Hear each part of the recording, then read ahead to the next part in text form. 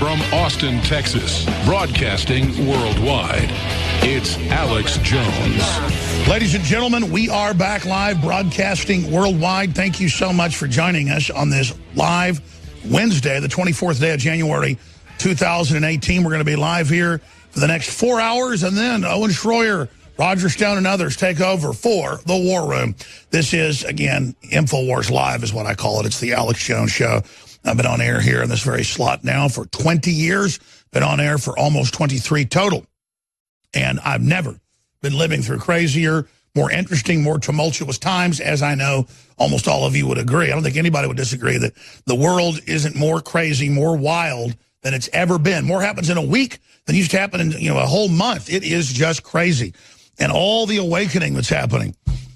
Here's a London Telegraph article. The world must wake up to the threat from tech giants and their worldwide authoritarian takeover. Where have I heard that before? That's what they're doing. In fact, I never even got to it yesterday. Will you guys pull me yesterday's stack?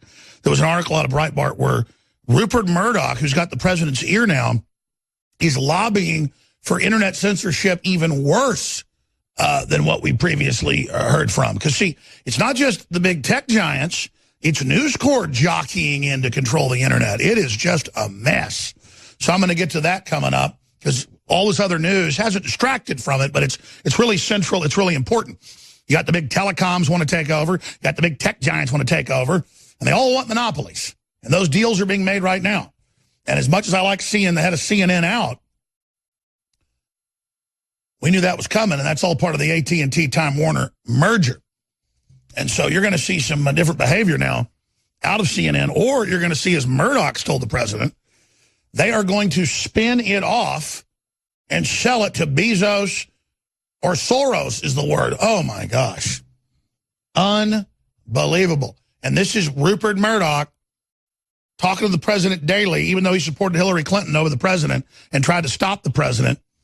He is the biggest sycophant, brown-noser on the planet. You got to hand it to him. At almost 90 years old, though. He's smart, and he works really hard. But can you just leave the internet alone? Can you just leave our free speech alone? He's asking Facebook to completely censor everything but mainstream news off and not even let you post it. And then he wants to make Facebook pay to then have access to what he calls real news, the New York Times and the Wall Street Journal and Fox. Wow. So again, we got the left trying to take over the web, and they're the big, powerful group that's close to doing it worldwide with George Soros and the UN. They're the big issue. They're the big cyclops we're facing. But behind that comes Rupert Murdoch and everybody else. It just never ends. So that's coming up. But the big news, when we return, ladies and gentlemen, just want to get it out there that we're going to cover that today. The big news is on drudgereport.com, and it just fits to all their public statements. Report, missing FBI text messages include threats of violence against the president. And it's top linked up on drudgereport.com. So we're going to be covering that in great detail and all the other news that's on drudgereport.com. Good one. Evidence suggests massive scandal brewing at FBI. Whistleblowers. Secret Society held off-site meetings. Mystery. 5 months of missing messages. Agents texted about deleting text. They're caught doing it. Total absconding, total obstruction, total racketeering, red-handed, open and shut. Threats of violence, knives out at the Bureau. Poll, 58% think FBI hiding something. Collusion course, Congress tightening noose around an investigation. Mueller leaks obstruction witnesses. Ladies and gentlemen, it is on like Donkey Kong. And it's all coming up straight ahead on the other side of this global transmission. Oh, an Alaska earthquake. Fear grows for Mount St. Helens volcano eruption after mega massive 8.2. That's ultra huge. We'll be back.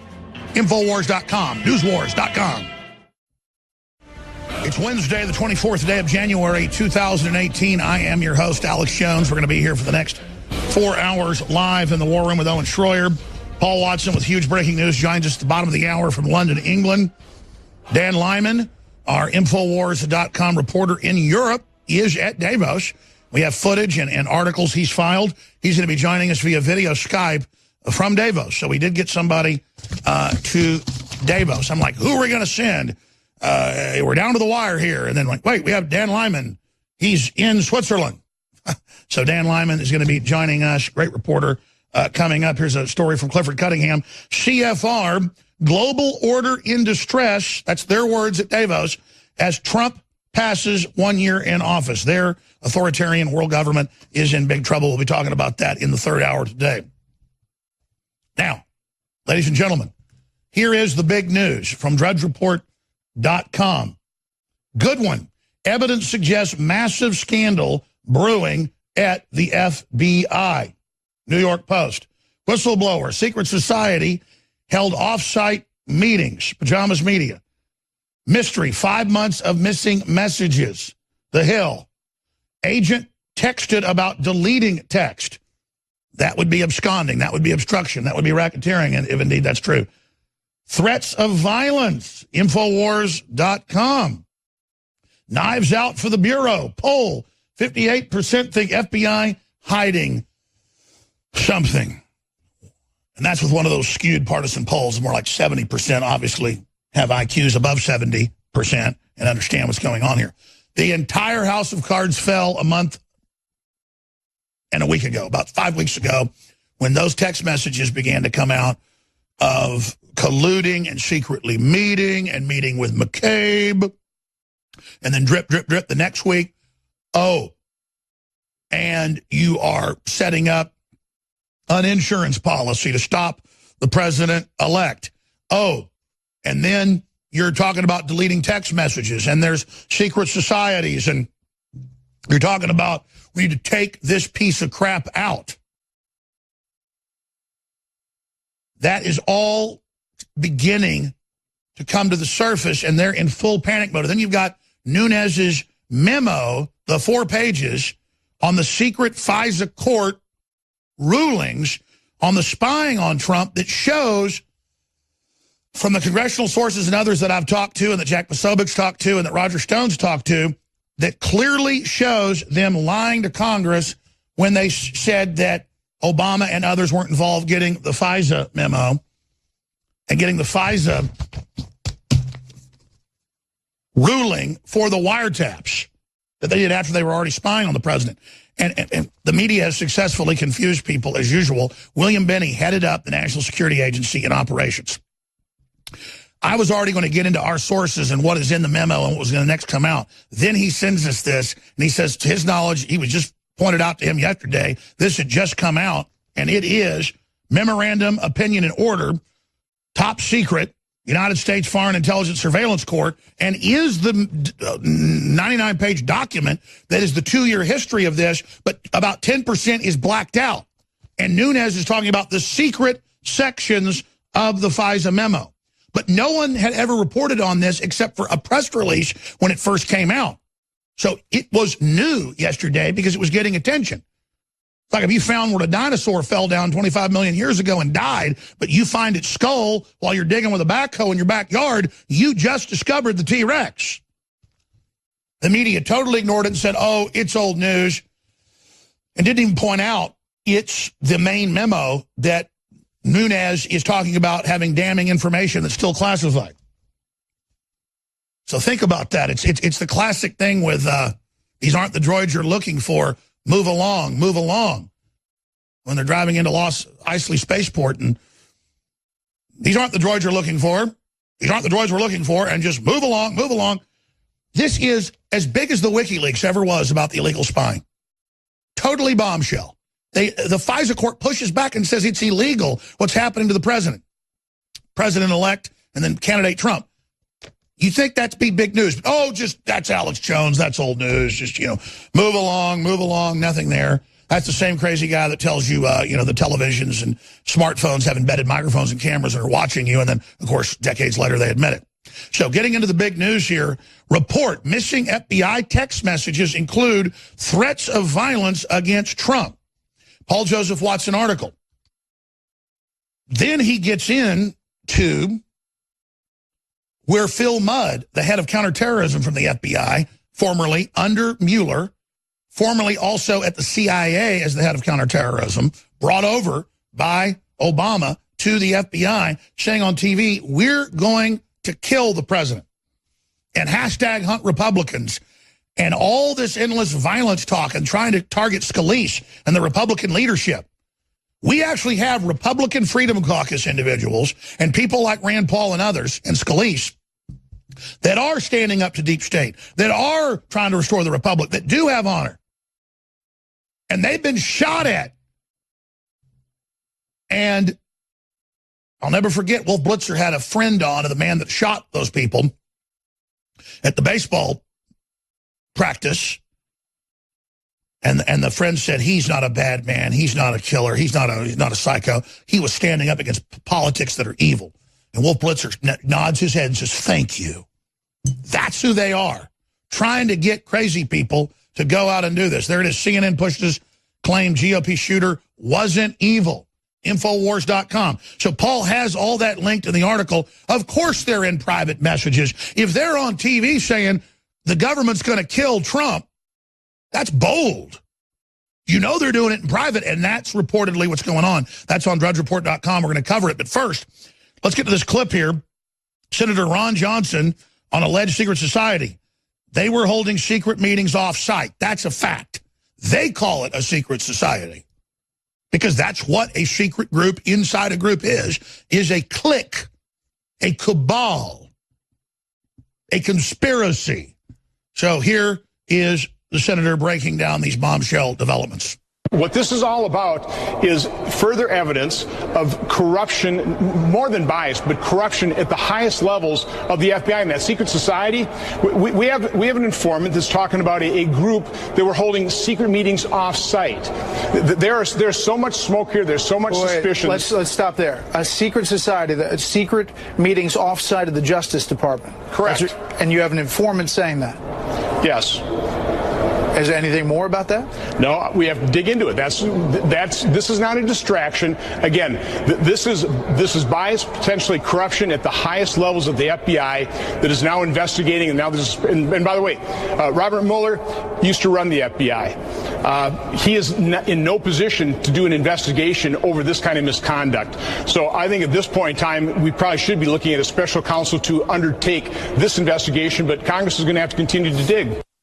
Yeah, that's not enough to then play political football. We need grand juries to start indicting these FBI agents now.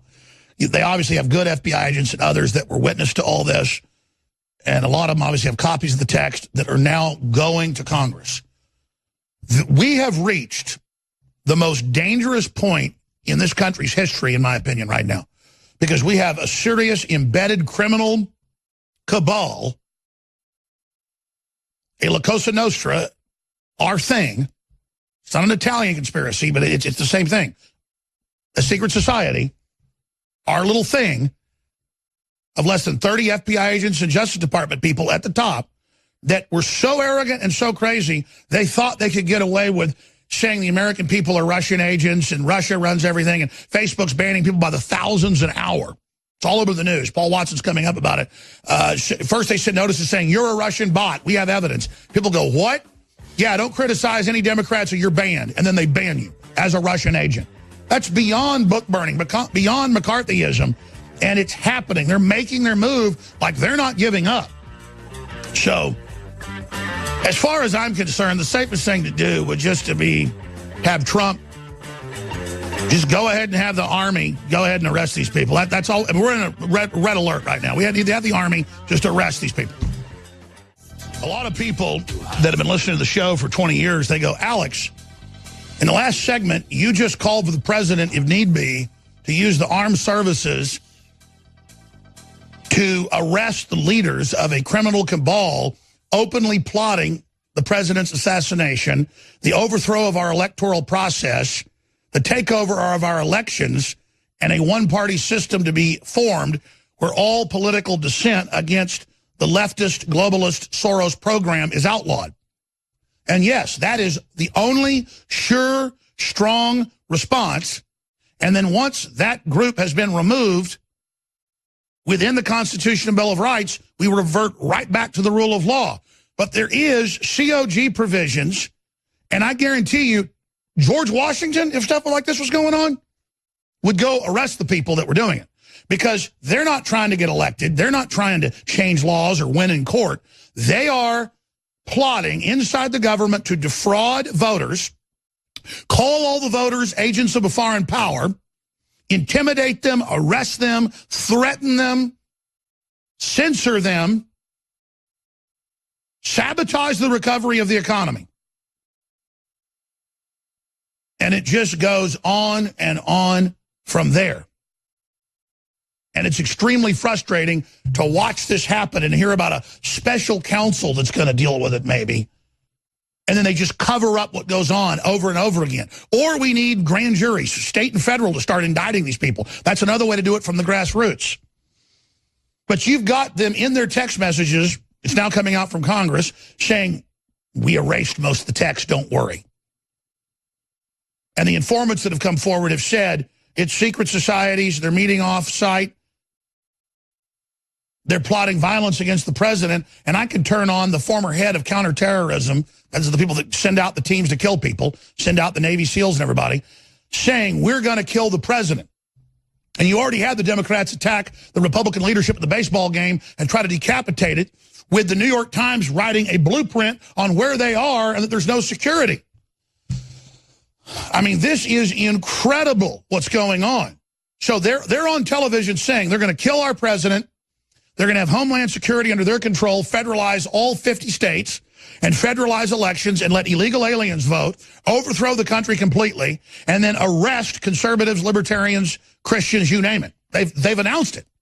And you go to rallies in Austin, L.A., New York, almost every person we talked to said, we're getting guillotines ready, we're going to kill conservatives, we're going to kill Trump and his family, we're going to kill you. In fact, I'll play that next segment. I never got to that yesterday.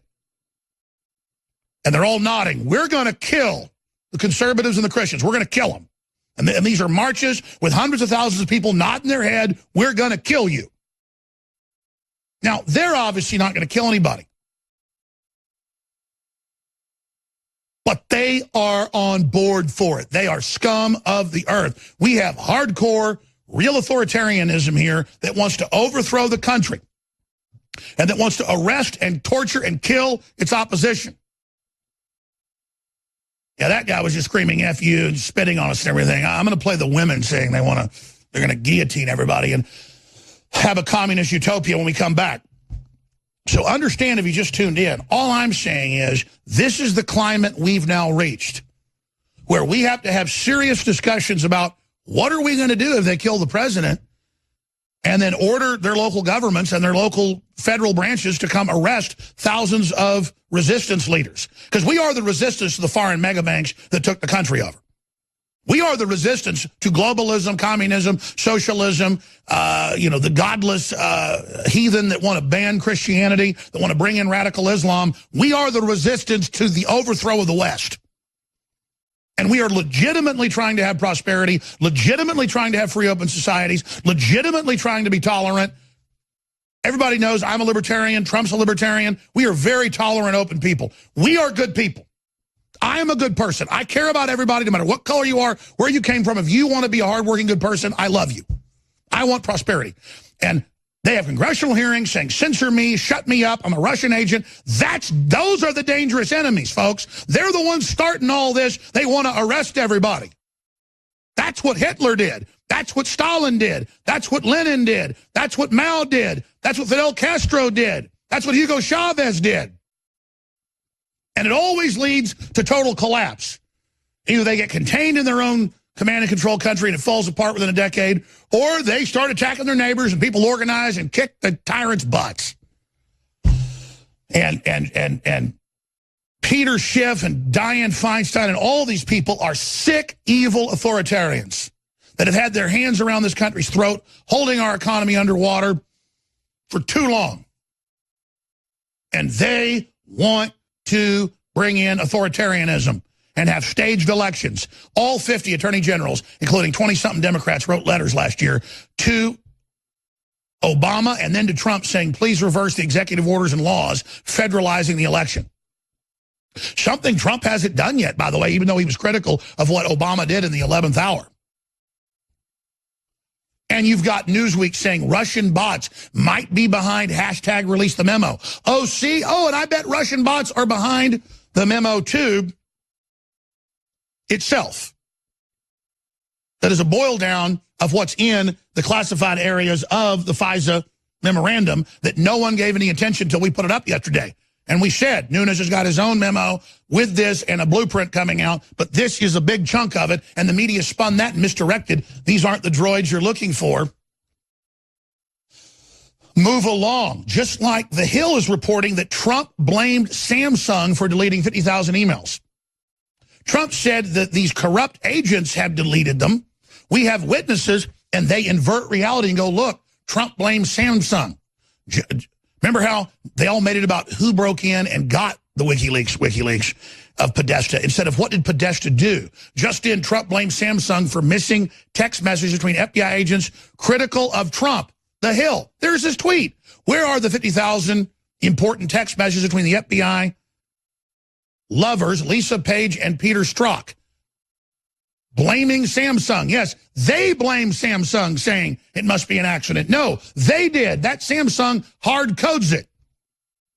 But again, these aren't the droids you're looking for. Play the clip. Let me see your identification. You don't need to see his identification. We don't need to see his identification. These aren't the droids you're looking for. These aren't the droids we're looking for. He can go about his business. You can go about your business. Move along. Move along. Move along.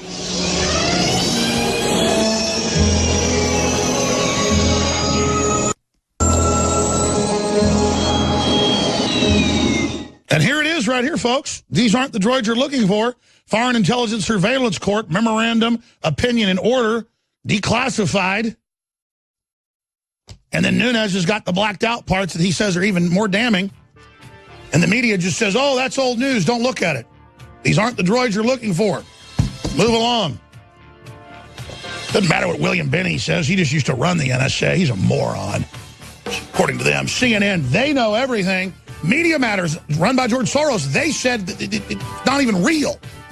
Well, yes, sir, Mr. Soros, sir. Oh, and CNN says he was never a Nazi collaborator, even though he wrote a book admitting it and was on TV saying it. Our country is already in a civil emergency. The Democrats, CNN, MSNBC, Democrats in Congress, they're already calling it a civil emergency. They're already calling for the president to be removed and martial law declared. Documents came out a few weeks ago from the whole Soros operation, trying to trigger martial law back in 2015, causing a race war. They failed. But now we learn about criminal cabals organizing lies to blame not just the president, but the American people for being Russian agents, to then try to overthrow the election, hold the new national election that under Obama's executive order will be controlled by Homeland Security.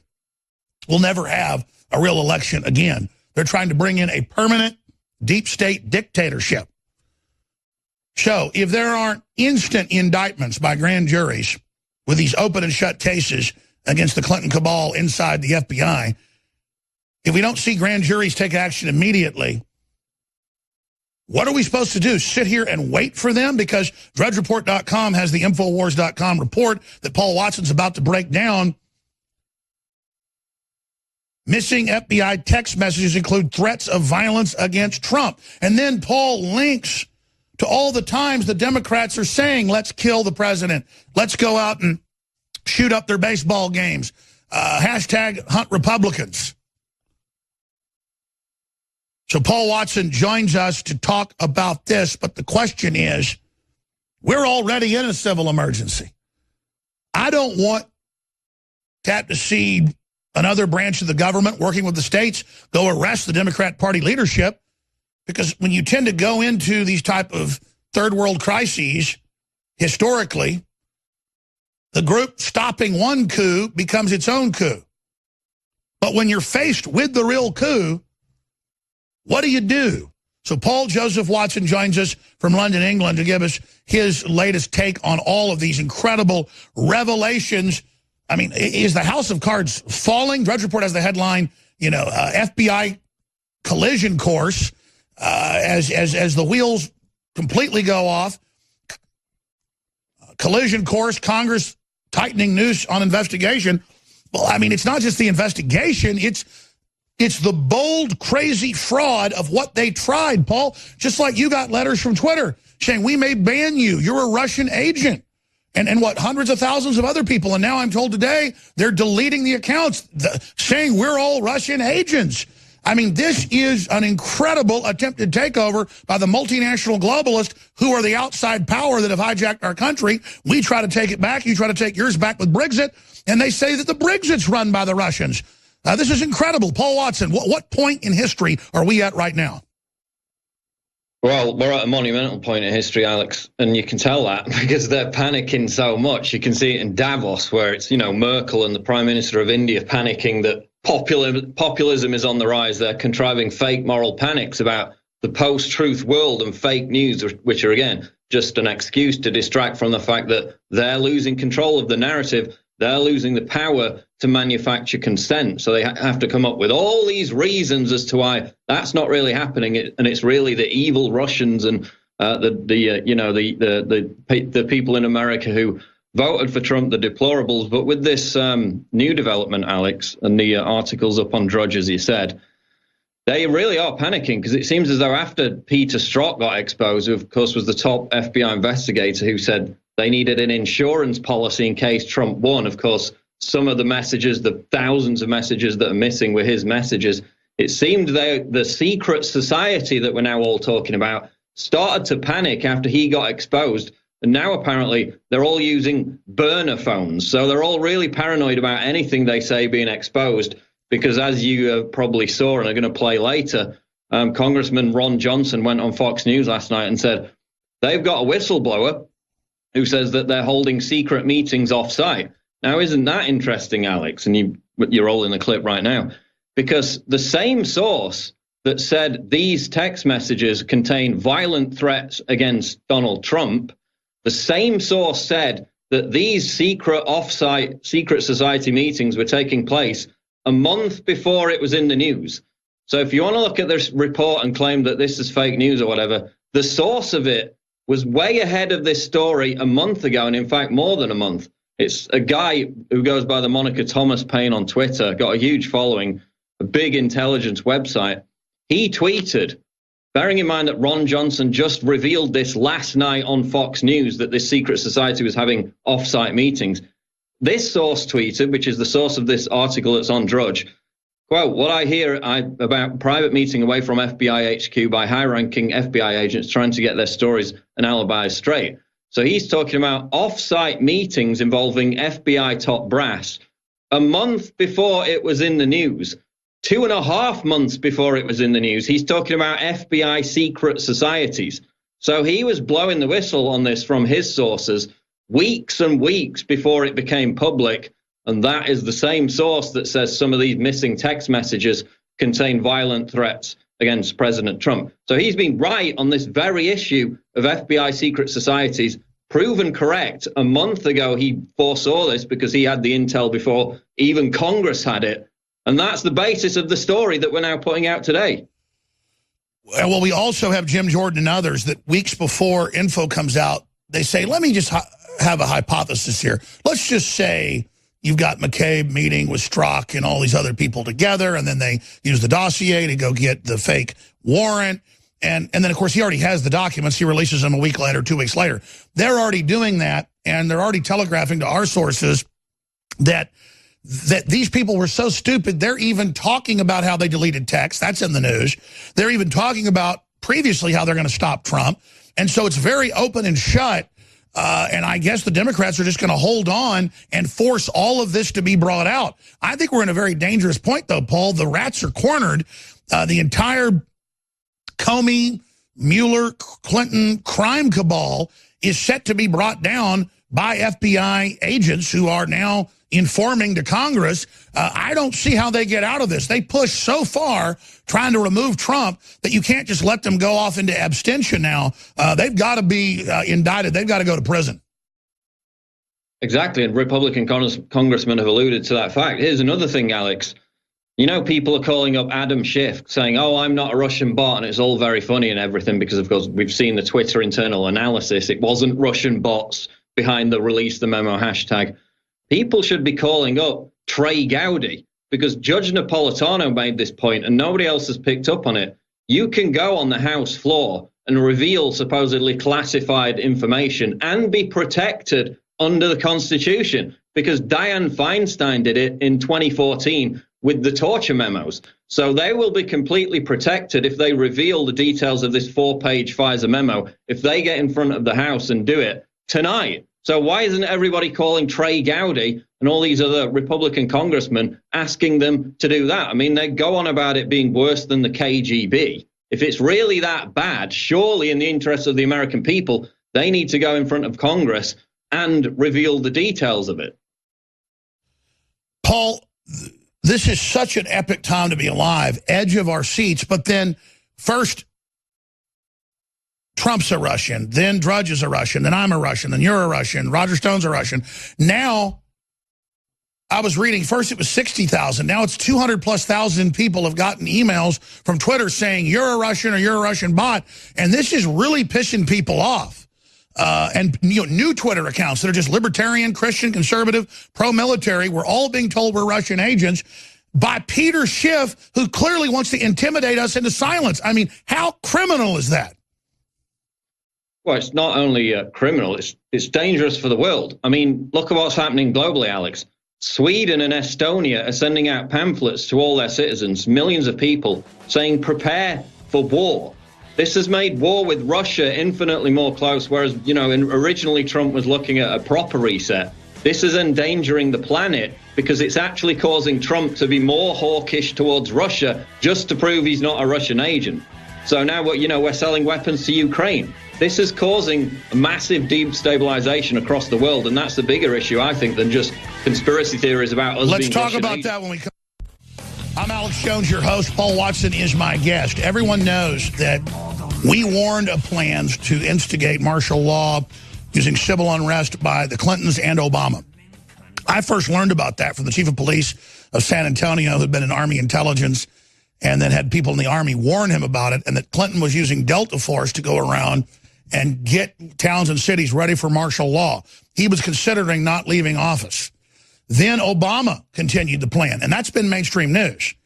So then people say, oh, but now you want President Trump to do something to the Clintons. Yeah, I don't want martial law over the country, over Congress, over anybody.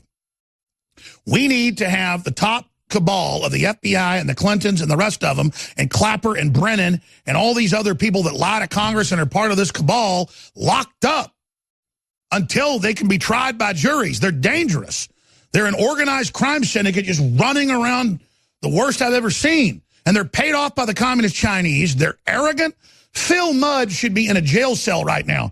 He is the former head of counterterrorism of the CIA and the FBI, an adjunct protege of Mueller, saying the government's going to kill this guy. And all this other, and he has so much anger for the president on TV, he starts spitting everywhere. And he's a guy that could get that kind of stuff done. It'd be like if you had a terrorist that had bombed, 50 buildings, and he was walking around saying, I'm going to blow up your school next week. He's a clear and present danger to everybody. And then Paul mentions top Marine Corps general said, get ready. We're in more danger of war now than ever. We're going to war. That was just a few weeks ago. And the Republican platform didn't say arm the western side of the Ukrainians, so they called that Russian meddling or helping the Russians. So now Trump sent a bunch of weapons over there. This is all out of control. We can put those headlines up on screen that we found. Top Democrats warn of ongoing attack. Found the headline during the break about the Republican platform. Again, no mention of arming the Ukrainians. But now all that's happened. U.S. troops are massing. Again, I'm going to find the article. Top Marine general says that he believes that the world is going to war.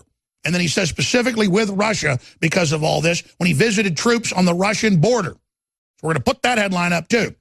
Paul Joseph Watson, you were getting into this. What do we do with this cabal? Well, you're talking about the Russia thing again with the release the memo. MSNBC apparently just showing my tweets and your tweets saying that this is proof we're Russian bots and we're part of the Russian bot network because we tweeted the hashtag release the memo, even though the Daily Beast again, which is hardly Trump sympathetic, is it? And Twitter's own internal analysis, we posted this today, has thus far found authentic American accounts are not Russian imposters or automated bots are driving the hashtag release the memo tag. There are no preliminary indications that the Twitter activity either driving the hashtag or engaging with it is either predominantly Russian.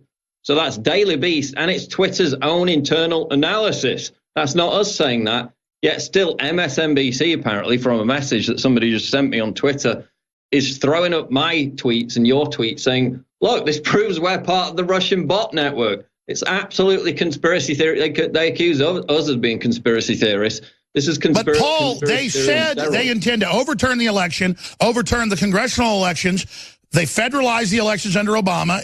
Trump hasn't reversed it. And they say they're going to arrest everybody. When you oppose the EU, they say you're a Russian agent. And now Germany wants to arrest people that oppose the EU. This is their excuse to come get us, buddy. They're serious. They're really getting desperate. And as I mentioned before the break, you know, you got the expansion of NATO. You got the arms sales to Ukraine. You've got neocons within the Trump administration that are trying to prove it's not, you know, a Russian proxy by becoming antagonistic towards Russia. And look at the effect. Estonia to issue how to prepare for war leaflets to 1.3 million citizens. You've got Sweden doing the same thing. Swedes told how to prepare for war as Russia fears grow. They've sent out these brochures to 4.7 million households, warning them for the first time in more than half a century of what they should do in the event of war. And suddenly leftists all over the world hate Russia and want war with it because communists don't run it anymore and they don't get to stomp and murder and rape Christians anymore. You know, that's why Bernie Sanders, all of them would go there and have their honeymoons because that's the place where they get to hurt the Christians. That's the place where they get to have power finally, and now it's not under their control anymore, Paul. Well, exactly. Meanwhile, arming the worst jihadists in Syria that literally, you know, cut people's hearts out and eat them on camera, that's conservative. Because Christians. They murder Christians. Now, obviously, Estonia is a member of NATO. Under the treaty, the United States would have to defend it. This is what this is all leading to. This is the real danger. In fact, there's an article which you can talk about which really encapsulates it. A year ago, Maddow explained how MSN would use Russiagate to escalate Cold War. And they laid it out and they give all the examples, you know, expanding NATO, a permanent military presence in Syria, assigning the neocon Russian hawk Kurt Volker as special representative to the Ukraine, shutting down a Russian consulate in San Francisco. They're doing all this to prove they're not Russian agents. And it's increasing the likelihood of World War III. It's incredible, Alex. This is the real danger. And then you go back to the so-called violent threats that were included in these missing FBI text messages. I mean, this is not an out-there proposition. You had BuzzFeed internal communications. We featured this back in May last year, where they were talking about Trump's assassination. You've had top London Times journalists wishing for the assassination of Trump. You had, I think it was a state senator in Missouri who said, quote, "I hope Trump is assassinated." They all talk like this. So why shouldn't we expect these antagonistic anti-Trump FBI agents to talk like this too? The question is whether it went beyond talk and something more dark, something more sinister, which is what Mudd talked about when he said, you know, the government's just going to kill this guy. So how far along the path did it go? That's the question. I'm really surprised that all these people saying kill the president are still walking around. I mean, the president has rights too, and I'm serious. These people are threatening all of us, our country, our recovery. I'm done. And here's the other thing, Paul. Do they think they're really going to kill the president and then get away with it? Because I'm here to tell them that they should know that the military, former and current, has them in their sights right now. Don't these people get that the sleeping giant isn't asleep anymore, that this isn't a one-way street? Well, you would think that would be one of the things that gave them pause for thought. Then you've got the media. Remember, before the election, the guy jumped up on stage and tried to attack Trump. Secret Service rushed around and dragged him away. The next day, he was up on CNN. They were lionizing him, giving him a platform to spread his hysterical message. So the media doesn't, like, if they did kill Trump, a lot of people in the media would openly celebrate it. The resistance, they'd be out on the streets, you know, with balloons and they'd be getting drunk. They'd love it. I mean, we've become so vulgar as a society. This is openly what people would embrace and welcome at this point.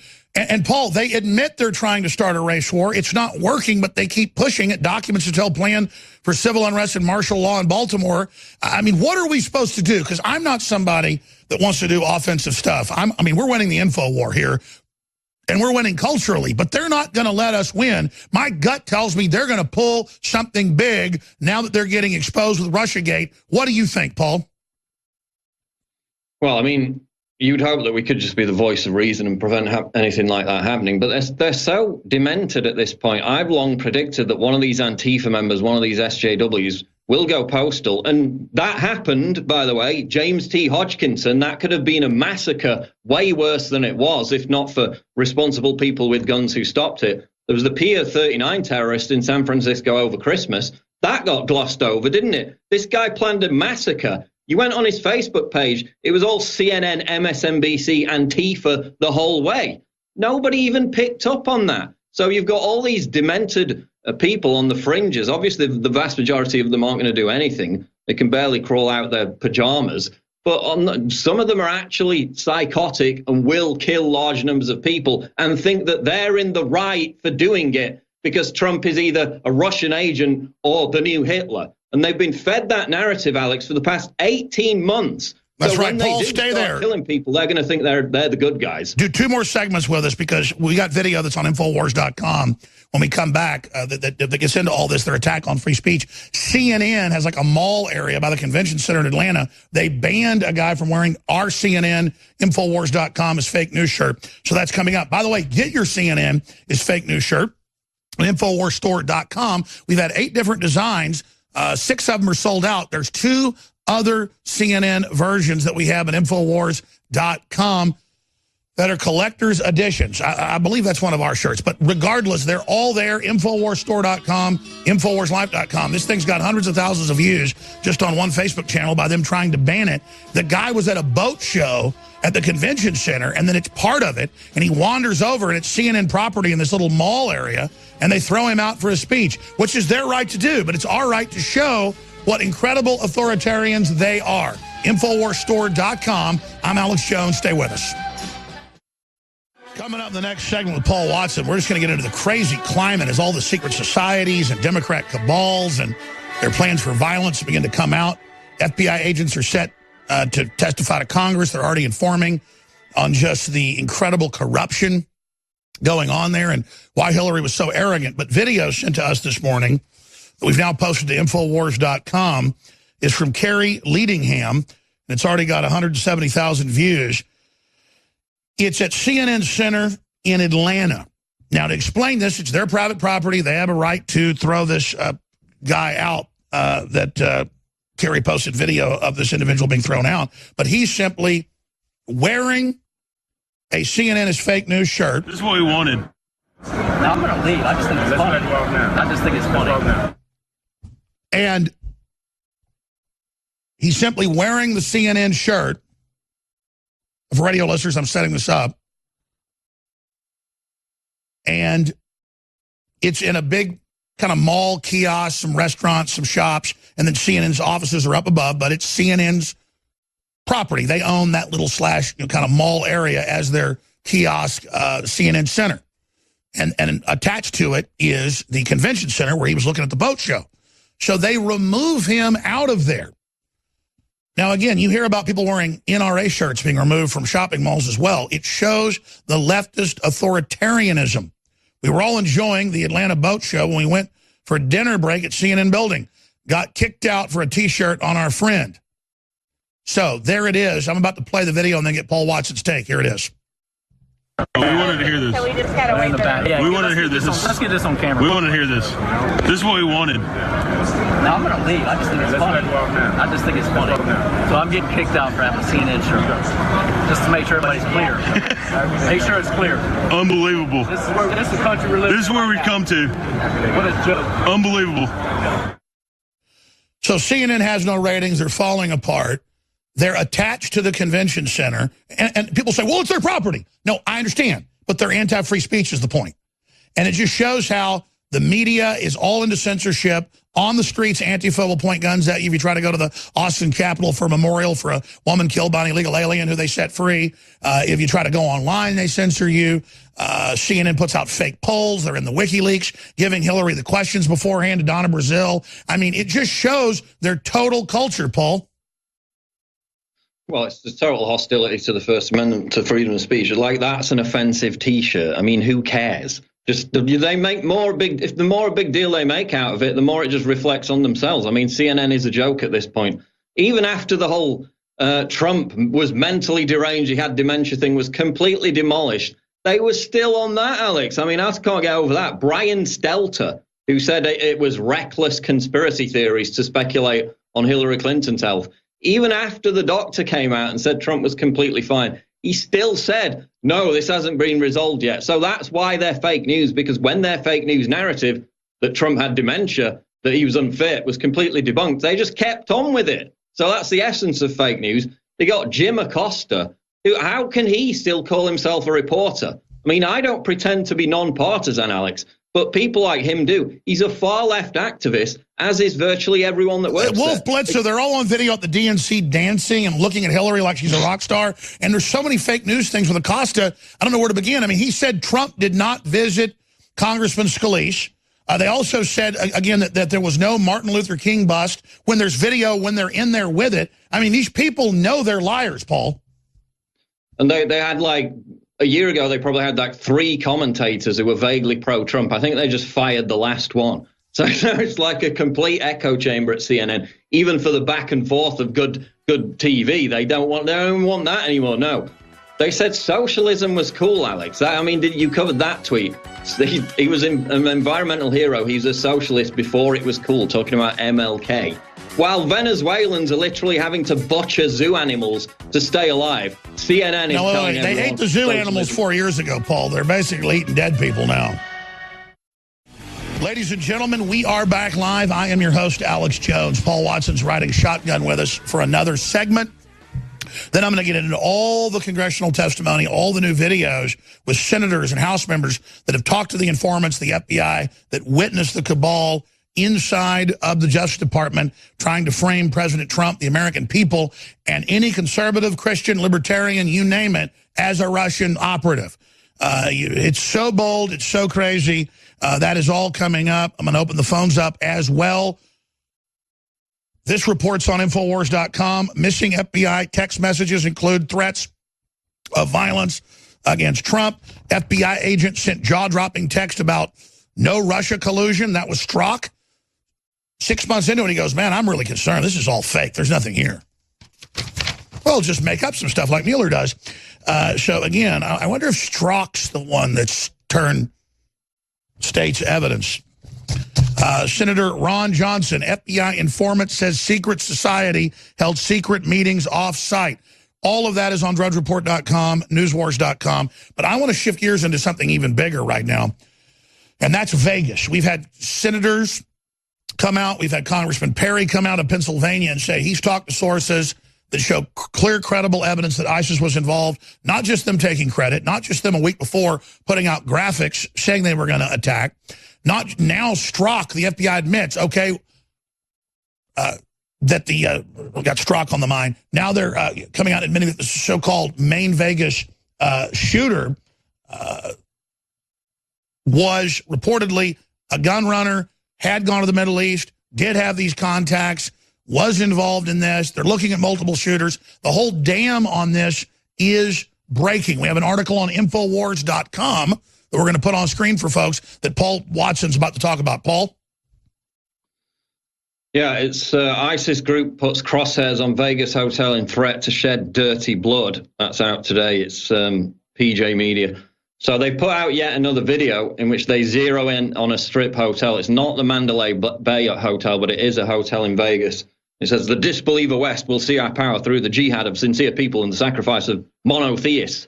So basically, they're threatening to attack Las Vegas again. Now, remember, when they claimed responsibility for the Las Vegas massacre, everyone came out and said, oh, ISIS claims responsibility for everything. No, that's not true. People went back and found that even ISIS attacks that had been done by ISIS sympathizers ISIS didn't even claim responsibility for them if they were not directly involved. They only claim responsibility if they're directly involved. They did for the Las Vegas massacre. Of course, they had propaganda before it happened saying they were targeting Las Vegas.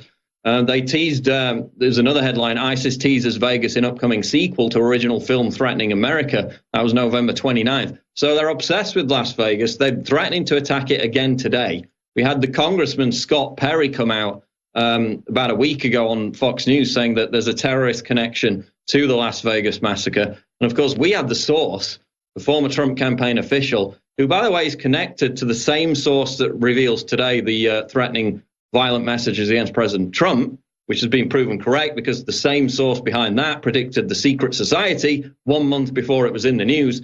But this source came out, the former Trump campaign official, and said Stephen Paddock made an ISIS tape where he sat down and basically pledged allegiance to ISIS before the massacre. So this ISIS connection to the Las Vegas massacre isn't going away. They've already confirmed they're looking at different suspects, potentially outside suspects that may have been involved in the attack other than Paddock. So this is starting to come together that it's a wider plot and that it was a terrorist plot. And they've offered no other explanation, no other motive. And Paul, day one, our FBI sources, the day after it happened, said they went to the Middle East. There was a woman visiting days before, a gun runner. We were the first to break all of that, and those were real sources. So this guy had the classic cutout of all of this. I then received even more information that I'm not allowed to release on air. We had individuals travel here from another state with video of his brother, and I'm just going to leave it at that, and then they made the decision with their lawyers not to let us use it, which is fine. But the FBI has it. They know what's going on here, and it is unbelievable. What's your best thinking on this? I think our Army intelligence source that laid out the Saudi Arabians having a big convention there, some groups use that as the cover with thousands of people coming in from the Middle East to get in. Then they needed weapons, so they made contacts with a gun runner they'd gotten weapons before from, and then used that as the cutout and the cover for the mass shooting operation, which was a message against Trump just weeks before he rolled up the whole Wahhabist globalist arm that was funding the Clintons inside Saudi Arabia. I think obviously it was a massively wider plot than it was. He'd researched other targets. He was attempting to hit one of the fuel tank nearby to cause a massive explosion. It was obviously a terrorist attack. How can it not have a motive? I mean, even with the Texas church massacre, they found some kind of motive behind that. It's absolutely incredible that this was just one guy, just some random milquetoast guy who went postal. There's all kinds of questions about whether other people involved, and now they've admitted that they're investigating other people. There's surveillance tapes of things that we were told didn't happen, casualties that weren't even attended to for like 2 hours. All the eyewitnesses, the sheriff a few days into it said, obviously he had help and it's horrible. We're looking at that evidence, and then he comes out, oh no, there's no help, and looks like he's being told to lie. I mean, the guy looked like he was about to kill himself. I mean, why did the sheriff suddenly look normal, saying, yeah, there's people helping him, to looking like he was just totally depressed when he went up there and said no one helped him? Also, the contradiction of what if he had an escape plan, which they say he planned to escape after the attack, right? Why did he shoot himself in the head? And then there's the massive disconnection between the actual timeline we were originally told and what happened with him being discovered. So none of these questions have been answered. They said, it'd take a year from when it took place to have any kind of clue. I think it's ISIS, Alex. I mean, that's what I thought when it first happened. It was later confirmed in terms of them. Well, they said a few weeks before, we're going to attack Vegas and it's going to be drenched in blood. And they don't claim responsibility for attacks they're not involved in. That's a myth. That's a myth that the news media put out straight afterwards, and people actually pointed out, no, that's not true. And they won't claim responsibility for attacks that are done in their name if they weren't directly involved. That's right. And Paul, let's be clear. Let's be 100% clear. The FBI has had to change its story 6 different times. The local sheriff's department has as well.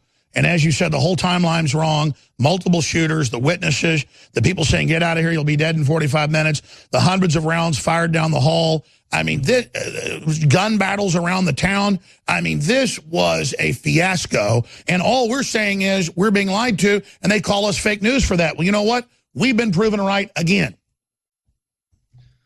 Well, how much information did we know about 9/11 within like 3 days? We knew the motive, most of the people involved in it, within like a week or two, they had all the names, they had all the passports. We're here, 4 months later, and we don't know anything about this. It's absolutely insane. There's obviously some kind of cover-up taking place. For what reason, I don't know. But I genuinely think it was a terrorist attack, and it involved ISIS from everything that I've seen.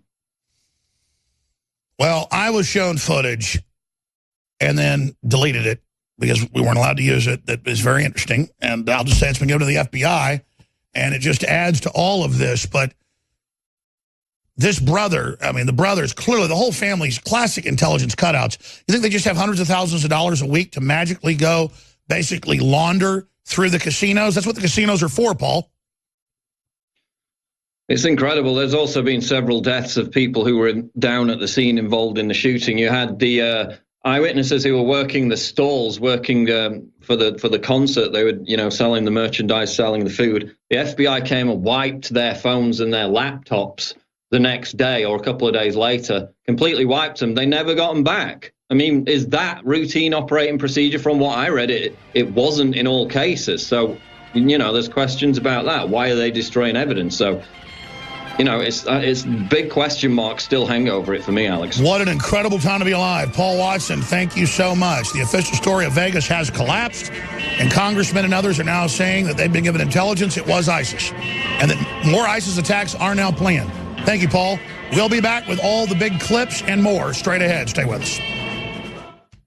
The fact that the world is so crazy right now makes my job really easy.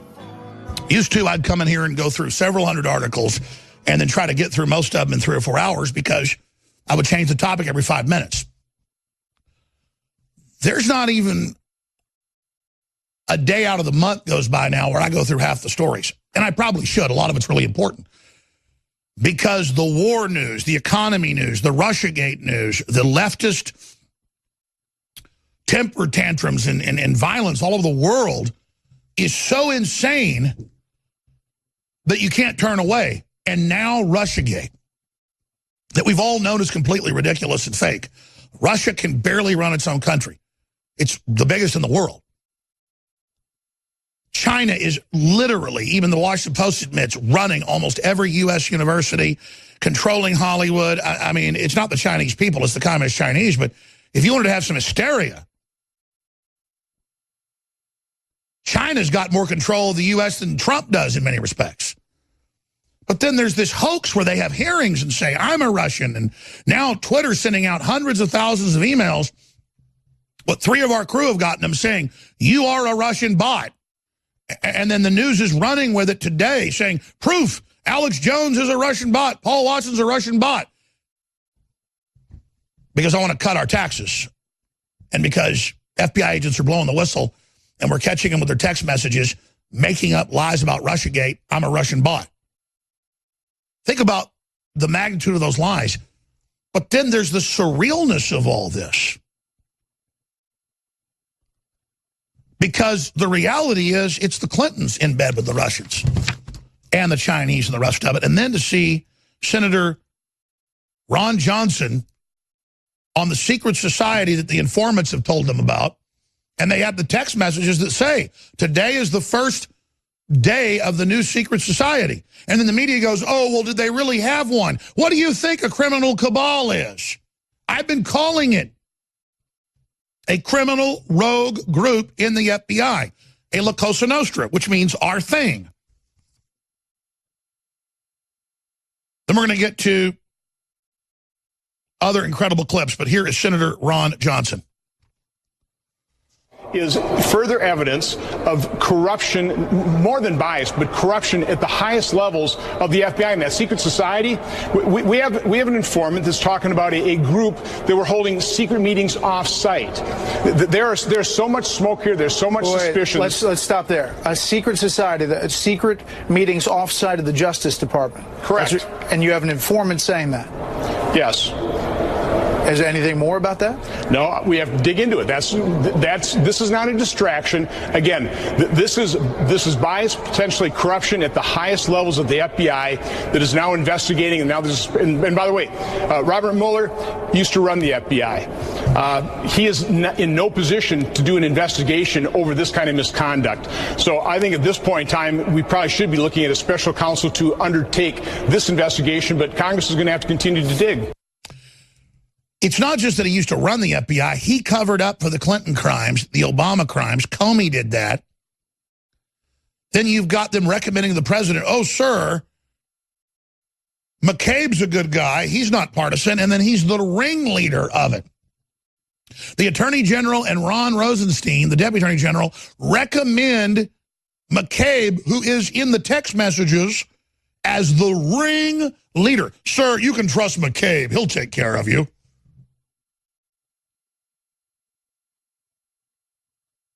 It's incredible. It's like the school bus driver's Jeffrey Dahmer. It's like, Jeffrey will take care of the kids. Bye, Jeffrey. And imagine you're the president now who had all these people recommended to him, and they're the ones running the cabal that's been caught. Robert Mueller heads up one of the big law firms that you hire because it's all the former top FBI people and Justice Department people, so that if they sign off on your foreign deal, you don't get indicted by the FBI. You're in the club. And that's how Mueller's involved in 10 different Russian companies. He's got millions of dollars per company in some cases and never made an investment. But on the regular prospectus, you've got to invest money to be part of it. It's a giant cash machine. And they're all incredibly corrupt. And they thought Hillary was going to get in. They thought they were invincible. And then they whipped themselves up into a fury, into a frenzy, believing they could stop Trump once he was president-elect. And now, a year later, it is blowing up. I mean, I've never heard of anything like this in U.S. history. This is spectacular conspiracy. And admitting they deleted the thousands of text messages. Let's go to Bob Goodlatte. Hence, DOJ may tap NSA for missing text. Oh, yeah, they've all been recorded. And the president's got all of them. That's why they know. They've just got to wait till it all comes out. And then we'll go to this other clip. Here it is. Joe DeGenevis said on my radio show that the NSA has every text message, that we can get those text messages if need be. What do you know about that? We should search every place to find them because I think they still exist in some form somewhere. I'm pleased that Attorney General Sessions has made a commitment to investigate this and find them, but we should also undertake whether there is some way to gather them from some other source. It is very important, but even the text messages we have are alarming, and the secret society just harks back to the text we saw before in December talking about the insurance policy.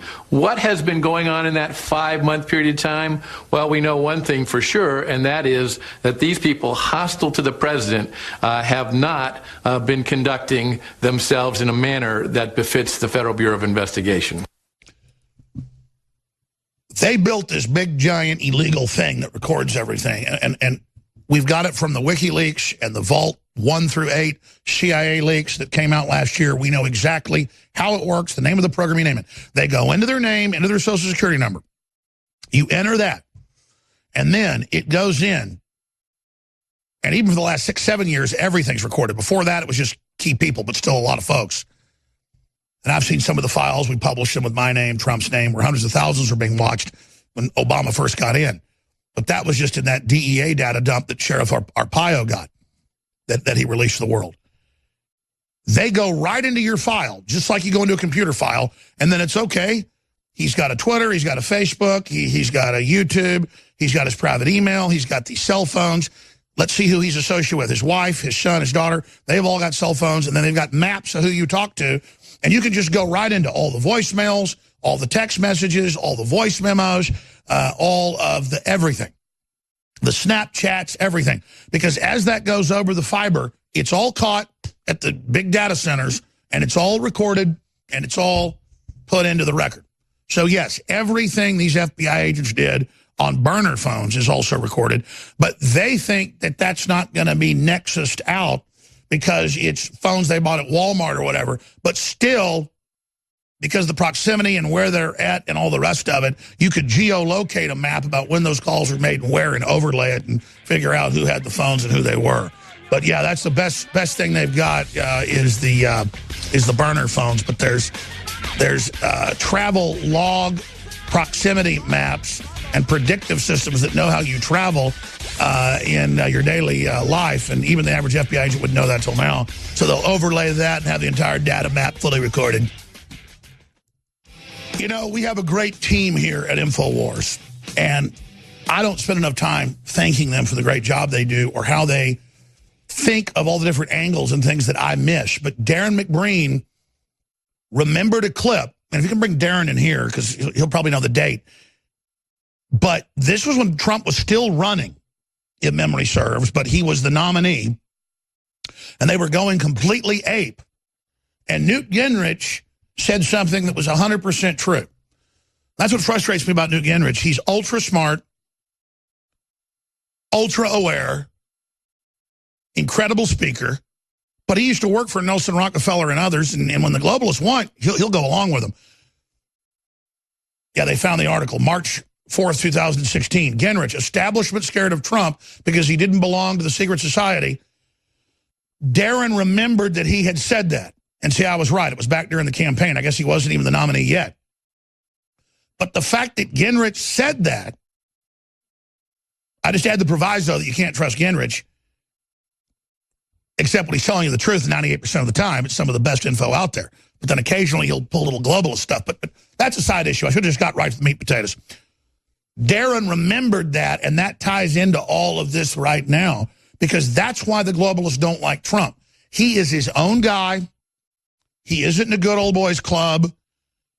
When he's not hanging out with his family, he's hanging out with his wife, or if he's not married, a woman.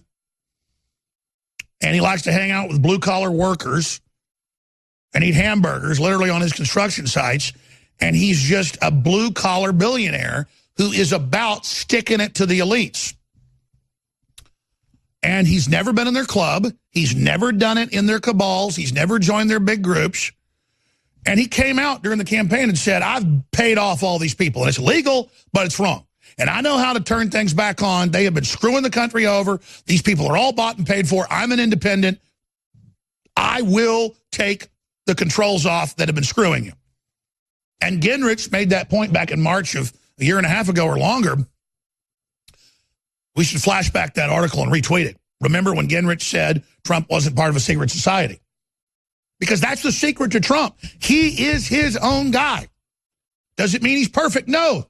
And let me tell you something before I play this clip. The fact that they've gotten him to send major heavy weapons to the Russian border, they've basically doubled what was there under Obama, and they put U.S. special operations all over the Russian border, and they're massing Marines, and they've got the head of the Marine Corps close to the Russian border saying there's 300 Marines here today, there may be 3,000 next week. We're probably going to have a war with Russia. And that is all the neocons and the Democrats making this Russia thing up, desperate to keep us from getting all those Russian resources. Russia's perfect. They've got more resources than Africa. Russia has the most resources than Africa. Russia's a country, also basically two continents together, and then you've got Eurasia, and then, of course, you've got Africa, that's its own continent. But all the demographics, all the numbers, all the facts show Russia needs the U.S., needs Russia, and they're Christian and anti-communist now. I mean, I think they go too far. They basically arrest communists in Russia now and stuff. But he says they work for Soros, and it's been proven. The point is that things are getting crazy. And Russia has been moving its supersonic missiles to the borders with Europe. They've been moving them up the border with North Korea. And they've been saying, okay, we're ready to have a war. Let's go. And it's such a travesty that the secret globalist societies, the good old boys, the sycophants, Phil Mudd goes, you disrespected our intelligence community. We're going to kill you. And Schumer, you mess with our intelligence agencies. They got 7 ways to Sunday. You mean all the blue blood, Ivy League leftists that have it out for the country, that all wanted to be secret agents, who all went and got your little CIA cards. You're embarrassing scum. All the people that actually do the killing and the tracking and the engaging and all the work hate you to a person.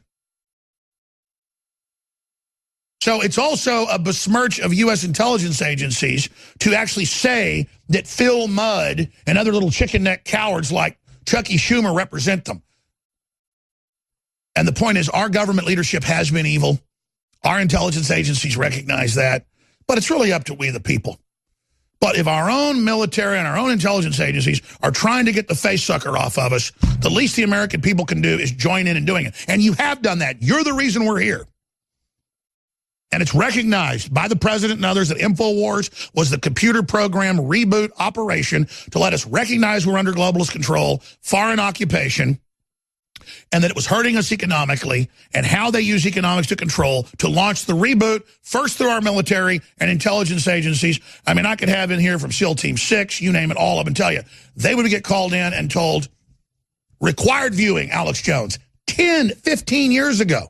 And it wasn't that I was that special. It's that I was the only person that actually read government documents and had those type of guests on who wasn't a leftist. Because the leftists obsessed with COG and how government works because they want to run it and get into it. I just want to live here in Texas and be left alone. I don't want to be up there in the secret societies and the butt-kissing operations. I want to be left alone. Only reason I'm doing this is because I'm not going to be some globalist slave of Antifa and a bunch of potbellies and a bunch of scum like Bernie Sanders who wants to run my life. It ain't happening. But I've kind of gone on a rant here. The point is that I'm glad that McBreen remembered this, because this is the truth. Trump is not in a secret society. His society is going up on the stage and saying, it's about you and your family. That's real value. You make the world work. I admire you, and I'm going to get out of your way. Trump admires working families. Trump admires white people, black people, Hispanics, women, old, young. Trump admires hard-working, strong people. He's all about it. He's obsessed with it. He works 18 hours a day. They've got him to cut back a little bit to like 14, thank God, because he was getting exhausted 6 months ago. He's real, people. That's why the scum's so upset. They're crapping themselves. He was so real, him and his dad played possum for decades while they were planning all this and waiting for the right time. And guess what had happened? Again, his dad, I've confirmed from the highest levels, massive amounts of money to the John Birch Society in the 50s and 60s. Same thing with people like Donald Trump. And I've talked to the old guys that have been in the meetings just 2 days ago with Trump, 25 years ago, saying, I wish somebody'd run to stop this. I'd get behind him. He didn't even want to. When he says that, he doesn't need to do that to feel powerful. He was looking for somebody to back. They never showed up. Just like he says in speeches, they never came along. I've talked to people that were in the meetings 25 years ago when Trump was saying, who do we get to do this? Why are we doing this with NAFTA and GATT? Why are they out to get the country? He's not perfect, but he's not out to screw you. He doesn't have it out for America. You understand that? All right, let's go to Newt Gingrich here. Let's go ahead and roll Newt Gingrich telling it like it is. Here it is. And now they're faced with a very real prospect of Donald Trump becoming the leader of the party, and it absolutely drives them crazy. They just cannot imagine sharing. Well, because he's an outsider. He's not them. He's not part of the club. He's uncontrollable. You know, he hasn't been through the initiation rites. He didn't belong to the secret society. And I think that they don't see him. They have no idea how to relate to him. That's right. Because they're not normal, good, honorable people. An alpha male that's strong and successful doesn't have to see you fail to feel powerful. In fact, when they see you fail as a good person, it hurts a real alpha male. And that's really what this is the return of, ladies and gentlemen. And that's why they're so scared. And that's why they're crapping themselves. Is Trump perfect? No. Is he delivering perfectly? No. But is he trying as hard as he can? Absolutely. Newt Gingrich, Trump didn't belong to the secret societies. And you look at who did. People like Zuckerberg at Harvard. And I got to say it, Harvard is the cancer. People want to say, oh, it's Catholics, oh, it's Jews, oh, it's this or that. No, there's good Catholics, good Jews, good agnostics, good everything. They're basically Harvard pinhead wannabe elitists who hate everybody and think they're better than everybody, who want to be in the cool club. Just like Gerald Celente always says, they're the white shoe boys that always wanted to be class president. That's who they are. And they hate you. They hate America. They hate Trump. They are the scum of the earth. Stay with us. Welcome back. I'm your host, Alex Jones. If you just joined us, I'm going to hit some other news we haven't gotten to yet. Big earthquakes, economic news. We've got a guest joining us, one of our reporters from Switzerland, covering the World Economic Forum. He's made some very interesting discoveries. Kit Daniels has got an article going up in the next few minutes about it. Antifa is up on top of the frozen mountain in the middle of nowhere, financed by George Soros as usual, helicoptered in with their signs. But being a rent-a-mob, they're calling for socialism, not communism, like they normally do. And they're not calling for killing U.S. cops. They're calling for global warming carbon taxes paid to them. In fact, it just went live. Report, Soros deploys Antifa at Davos. But Jack Posobiec is really a smart cookie, and he started tweeting out on his Twitter the fact that Trump's not in a secret society, as Newt Gingrich said, but who is in a secret society? So we should create a whole meme about this, about, oh, the Clinton FBI crime syndicate, they're a secret society. And we can put on screen John Podesta. He's in a secret spirit cooking Aleister Crowley society. So did somebody say secret society? And you can have, Bravanovich, who they say is like 70-something, but it's like a vampire. She looks like she's 40. And they all worship her. Did someone say secret society? We're not creepy. We just have vampire teeth. And they say, sir, we'll have the blood, the semen, and the breast milk. They're waiting for you. Good. And, sir, the entertainment will be waiting for you in the hot tub. Good. So that's what this all comes down to, ladies and gentlemen. It's all too rich, isn't it, my friends? So does somebody say secret?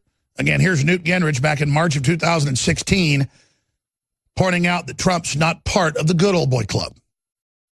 And now they're faced with a very real prospect of Donald Trump becoming the leader of the party, and it absolutely drives them crazy. They just cannot imagine sharing. Well, because he's an outsider. He's not them. He's not part of the club. He's uncontrollable. He hasn't been through the initiation rites. He didn't belong to the secret society. And I think that they don't see him. They have no idea how to relate to him. But see, the globalists create their own little cabals, their own little cults to keep people on the reservation and control them so they'll do terrible things. I'm part of American society. I'm part of believing in the country and knowing free market's the way to go and knowing we're not perfect, but our history is illustrious and our high points are a lot better than our low points. And I want to make the country great, and I don't want to bring it down. But you go to college or public school, I mean, every college out there except a few Christian ones, they just demonize America like it's Satan's rear end. And they never criticize North Korea or Venezuela or all the other horrible disasters that are collectivism. They just harp and harp and harp and harp because they're the moral high ground. They're the good guys. Well, most Christians or libertarians or conservatives or just free market folks or classical liberals aren't about grandstandings. We just sit here and let them run the world. And now they want to ban us off the internet. Now they want to say we're Russian agents. Now they want to shut us up. So we're finding out we got to do something. We got to stand up. And so the sleeping giant is awake, and they keep acting like we're still asleep. See, they thought we were always awake, but they had intimidated us. And now that we're awake, they keep trying to scare us, and they never listen. Psychopaths, sociopaths, narcissists like this as well, they never listen. They just have their own program going on internally in their mind. So they always tell us that we're an echo chamber. We're the echo chamber handing your ass to you.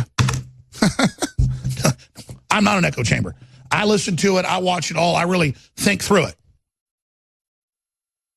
Like CNN came out with in more than, it's like 100 other publications. It's all over TV. I can't even keep track of it. They are so scared of Neil Strauss because he's had a whole bunch of #1 New York Times best-selling books. And a lot of them get turned into movies. And he wants to write this big book with me, and I'm very happy. And he came. I met with him some. And we hit it off. And he said he's never seen it where he sent out the proposal.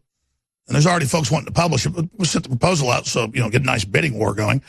And they tattled within 24 hours, and CNN's like, well, we contacted United Artists that represents him, and, they're saying they did this on their own, and they're not going to be part of this. Ooh, they think it's cool to be on television saying, we're going to ban Alex, we're not going to let him publish a book. Hey, dummies. Just like you got Milo's book banned and ended up selling twice as many. We already thought all that through. We don't just like you just arrogantly do something and then freak out when something happens. We thought it all through. And I was never going to publish a book except for the fact Neil said yes, but they're going to try to ban it. And then he laid out his plan. And they're walking into it better than we even thought. So and then they can't help it too. That they have to book ban. This is killing a book before it ever got out of mommy. This is like aborting a book. And this is the new thing they do. You know, Savage has had a bunch of #1 New York Times. He writes one about China's influence over America. It made it to the publishing. They printed 100,000 of them, and then they went, oh, sorry, Mr. Savage, we'll pay you. The Chinese don't like it. We're not going to ship it to the stores. And the listeners are kind of like, oh, well, you know, the Chinese government says Michael Savage's book can't come out. I mean, we're just kind of used to it, all of us, aren't we? Because we don't whine. But this is outrageous. And now, you know what? We're calling all the publishers, and CNN says anybody publishes it will destroy you. I mean, what a knuckle-dragging thug. Yeah, there it is, Michael Savage, China lobby censoring new book. I mean, wait till you experience this, folks. I mean, I'm not at liberty to get into it, but one reason I said I didn't want to be in big movies is about 6-7 years ago, they wanted me to play this big leading role, a supporting role, but it was a big role. It wasn't the leading, it was a big supporting role in a big science fiction movie that came out. And I said, you know, there's a total payoff. I mean, come on, Alex, you're a good actor. You can be over here and do all this. I was like, yeah. And Hollywood cannot believe, that I just said no. And I said no to a bunch of it. It's really, I don't kind of peacock around and get arrogant about stuff, but I love turning Hollywood down and all that stuff. It's one of my sick enjoyments. Everybody else falls over themselves. These politicians would, any of them. It's a joke. The real rock star thing to do is, just burn them, baby. You couldn't pay me enough to be part of what you do. But I'm sorry. The point is that because it's not about the power, personal power, it's about these power worshipers not worshiping their God, not worshiping that big fat. If Hollywood was a creature, it'd be like a giant wart-covered Jabba the Hutt child molester, with pus pouring out of its eyes, with flies all over it, in the middle of a giant junk heap for eternity. I don't want to have my spirit with that. So if I can metaphysically turn down huge amounts of money and turn down fame in the system, that's a ritual sacrifice. I mean, I'm not into magic, as you little Crowleyites are. That's all you trying to simulate what really goes on in the real world. But in front of God, it's a ritual to turn that down, you see, to not be part of Babylon. And to want to try to build our own world here. That's what America's about. It's what this whole thing is about, is doing new stuff, our own thing, where it isn't based on your sick secret societies, but where it's based on real brotherhood of man and humanity, building the new future based on what individuals really stand for, not off what systems, artificial systems, you shut up that we're supposed to all be imprisoned by. So that's a side issue. See, I wasn't as patient as Donald Trump. He created his real estate empire, then created his media empire, played possum the whole time behind the scenes preparing his move to try to overthrow the globalist. I just had to go directly to radio and television 20-plus years ago, and it came together like a horse and carriage with you, the listeners and viewers that are the heart of 1776. Dan Lyman is going to be joining us. We can show you some B-roll right now if you're a TV viewer, some of the footage he shot in Switzerland at Davos. Again, he's going to be joining us coming up in the next segment, Infowars.com reporter. Also, you guys might want to print it. I forgot to tell you. There's a new Kit Daniels article on Infowars.com about Antifa rats, always highly financed by their Lord Demon, King Soros.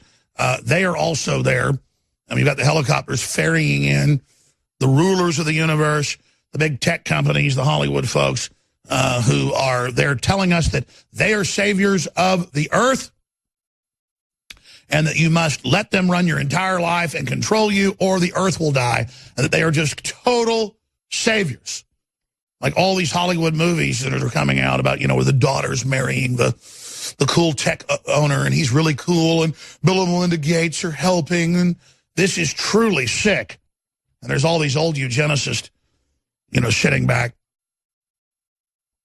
all these old eugenicists going, oh, let's get Bono. He's groovy and cool. Let him keep 99% of the African money just as long as he tells folks climate change so we can get that carbon tax in and kill about 1 billion people in the third world in the next few decades. But first, I want to play this clip since I mentioned it and didn't get to it. We've got Good Lot getting into DOJ, may get NSA, missing text.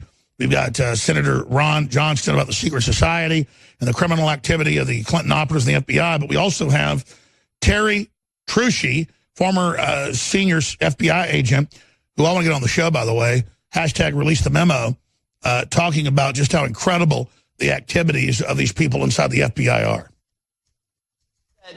There's a lot of political dirty tricks going on here. I don't think this trail is going to stop at the door of the Russians. I think it's going to stop where the Democratic Party came through the door of the FBI. And I think this is Watergate Part 2. I think this is Hillary and Bill Clinton Part 2. We put up with all of this in the Clintons during my time in the FBI. And it was one scandal after another. And I think that if you look at past practices, remember what we always say that, you know, the best predictor of future behavior is past behavior. This is all way too looking like the things I saw when I was there. That's right. That's so powerful. Let's play, as we have time before we go to break, Senator Ron Johnson on what he had to say before we go to break, because I mean, what they're saying is true. This isn't hype. In fact, it's worse than what they're saying. But the fact that this is coming out, it's recognized they've gone too far. They've got to be prosecuted. I understand not poking the bear and letting them go into abstention, keep their billions of stolen Haitian money and Russian money, the Clintons, but they're not going to go away. So, you know, that's what it comes down to. Here it is. What this is all about is further evidence of corruption, more than bias, but corruption at the highest levels of the FBI and that secret society. We have an informant that's talking about a group that were holding secret meetings off-site. There's so much smoke here. There's so much suspicion. Let's stop there. A secret society, secret meetings off-site of the Justice Department. Correct. And you have an informant saying that? Yes.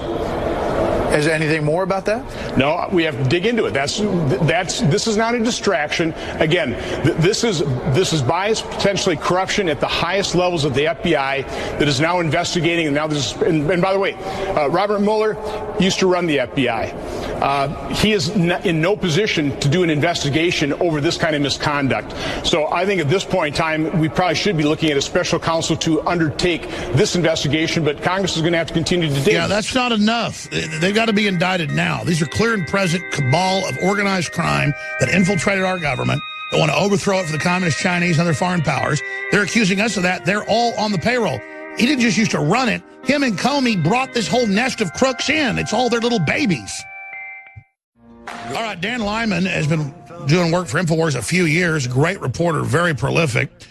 Twitter, @CitizenAnalyst. Facebook, @CitizenAnalyst as well. He's an American writer, political analyst, and cultural commentator. After years fronting a rock band, he answered the call to true journalism in defense of Western civilization. Dan now serves as foreign correspondent in Switzerland for Infowars. And I was thinking, we got to send a crew, but man, budgetarily, that's expensive. And they went, Dan Lyman. You know, the great Kit Daniels said, Dan Lyman. And I'm like, of course, Dan Lyman's amazing. We just need to get him a crew or something in the future, because he's one manning it right now. But he's part of the great team. And again, the whole reason I say that is because our team is everything. I just want to talk about the great team we've been forming. We've been expanding. We've upped it. More than 10 full-time writer reporters, 3 or 4 new TV reporters just last year. I want to double that the next year. But again, it's all up to you, the listeners, and you've built it. I thank you. I'm just saying we grow as you want us to grow. You are the info war. You are the resistance. So Dan's there. Kit Daniels has an article he worked on with him. He's got some video of this. TV viewers can see. Soros deploys Antifa at Davos. Antifa parrots establishment talking points outside the meeting.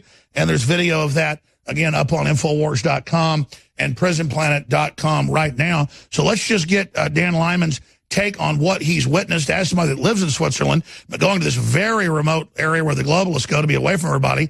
I've got articles here where even top Silicon Valley folks are saying, world must wake up to threat from tech giants. That's London Telegraph, and their authoritarianism. And, of course, we've seen press releases from Davos admitting their global government is in trouble. So what's the mood there as it kicks off with Trump set to speak there tomorrow? Dan? Hello, Alex. Good to be with you tonight. Thanks for joining us. So what's your first approximation? Well, so far, it's been uneventful on the outside. It's a very low-key crowd outside. Basically, you see a lot of media personalities, tourists, just the standard ski crowd outside of the kind of the conference center area and the media area. But today I did a little bit more exploring up on the hill, which is back behind the center. And I did find that Antifa house, which I found pretty surprising, as I had not encountered any activists or protesters yet. But what's interesting about this house is its proximity to the venue, and also it's basically on a bend in the road where a lot of media personalities are walking through. There's a lot of cameras there, a lot of TV broadcasting trucks. So it's very prominently displayed to these people there. And what's also interesting is that for someone to have access to that many balconies in Switzerland, they either own the house or they rent the whole thing, or they've rented it out for the entire week, which would be incredibly expensive. So I do have my suspicions as to how they had access to all those balconies to hang the propaganda. Well, look, we know Soros funds it. He's got billions of stolen dollars as a Nazi collaborator and all of his other criminal activities. But really, it's just you there reporting on what locals think, when Trump comes in, what locals think. We can read the press releases put out by the globalists that are up there taking drugs and having sex with, all the different prostitutes. I mean, we know what goes on there. And of course, we had the former board member of Davos on just yesterday. Ted Mallick's going to be reporting on it as well. And he said that they're really panicking, that they're really in decline right now. Very true. And I also saw that Macron, he spoke earlier today, and from the inside, he said that globalism is in crisis. There's no question that the theme of this entire confab this year is basically anti-Trump. So I think it's fantastic that he has the brass to show up there and just lay down the law, it looks like, tomorrow. Well, there's so many angles to this. A lot of undercover stuff you can obviously do, too, if you can find Antifa and what bars they're in and what they're saying, what they're doing, who's paying them. But, again, these are the big billionaires that try to get all the world leaders in line to really try to set up their own secret society-style cabal like we've been hearing about inside the FBI. Correct. There's no question about it. And that's why I think this visit from Trump is going to be so interesting. He does arrive tomorrow. I think he's scheduled to have a private dinner with a bunch of European CEOs, if I'm not mistaken. I could see definitely with the way things are going in the U.S., with the corporate tax cuts and just the general prosperity that seems to be taking hold, I wouldn't be surprised if he starts sucking a little business our way out there. And it definitely seems feasible. And I think that will add an added element of suspense to the entire event. Well, since you say that, I don't know if you've talked to somebody that gave you inside info, but that's the word. The media tried to spin it. Oh, he's going to sell out to the establishment.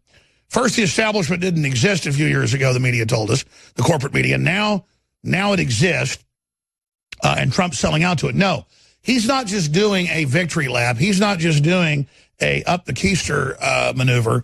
He is going, like he always does, to go, come on, guys, globalism, getting together, being managed, going in and screwing countries over, playing nations off against each other. That's not the way to go. Come to America, just like Lee Cook of Apple just announced $350 billion new dollars to be spent here in the next year. Just like Japan, South Korea, all announcing he's there cheerleading for America like he said he would do. And he's going to break off those meetings, dominate with his star appeal and his momentum, and basically break up Davos. So I wasn't going to say it, but you kind of preluded it. This is, or foreshadowed it, this is, Trump is going to literally break up Davos. And they're fools to invite him in, because he wouldn't even send, remember, when he was president-elect, or just got in last year, he sent, I think, Cartolucci there. So he kind of dissed him last year with a backhand. This year he's going in there to blow it sky high. And I kind of hold back my news, so I want to make sure he gets in there and everything. But they're so arrogant, they're not going to listen to me. The point is I can now tell you he's going in to blow up the Death Star. So it's pretty exciting. It is, definitely. And I think there's an added element of providence, some delicious irony, the fact that Trump pulled us out of the Paris Climate Treaty. And then, like on cue this weekend, we were just dumped on with snow. There was nearly 6 feet of snow that fell in this region. up in the mountains and on the ground. I mean, you can't walk anywhere that hasn't been pre-cleared for you. I ended up falling into a snow hole, just drifting off the beaten path just briefly. There is a lot of snow on the ground. The helipad was shut down for a while. The traffic coming in and out of town is monstrous because a lot of these people who would normally get ferried in by helicopter now have to take in these vans, private limousines. So it's quite a sight to behold, and it's almost like the Trump curse has struck Davos already.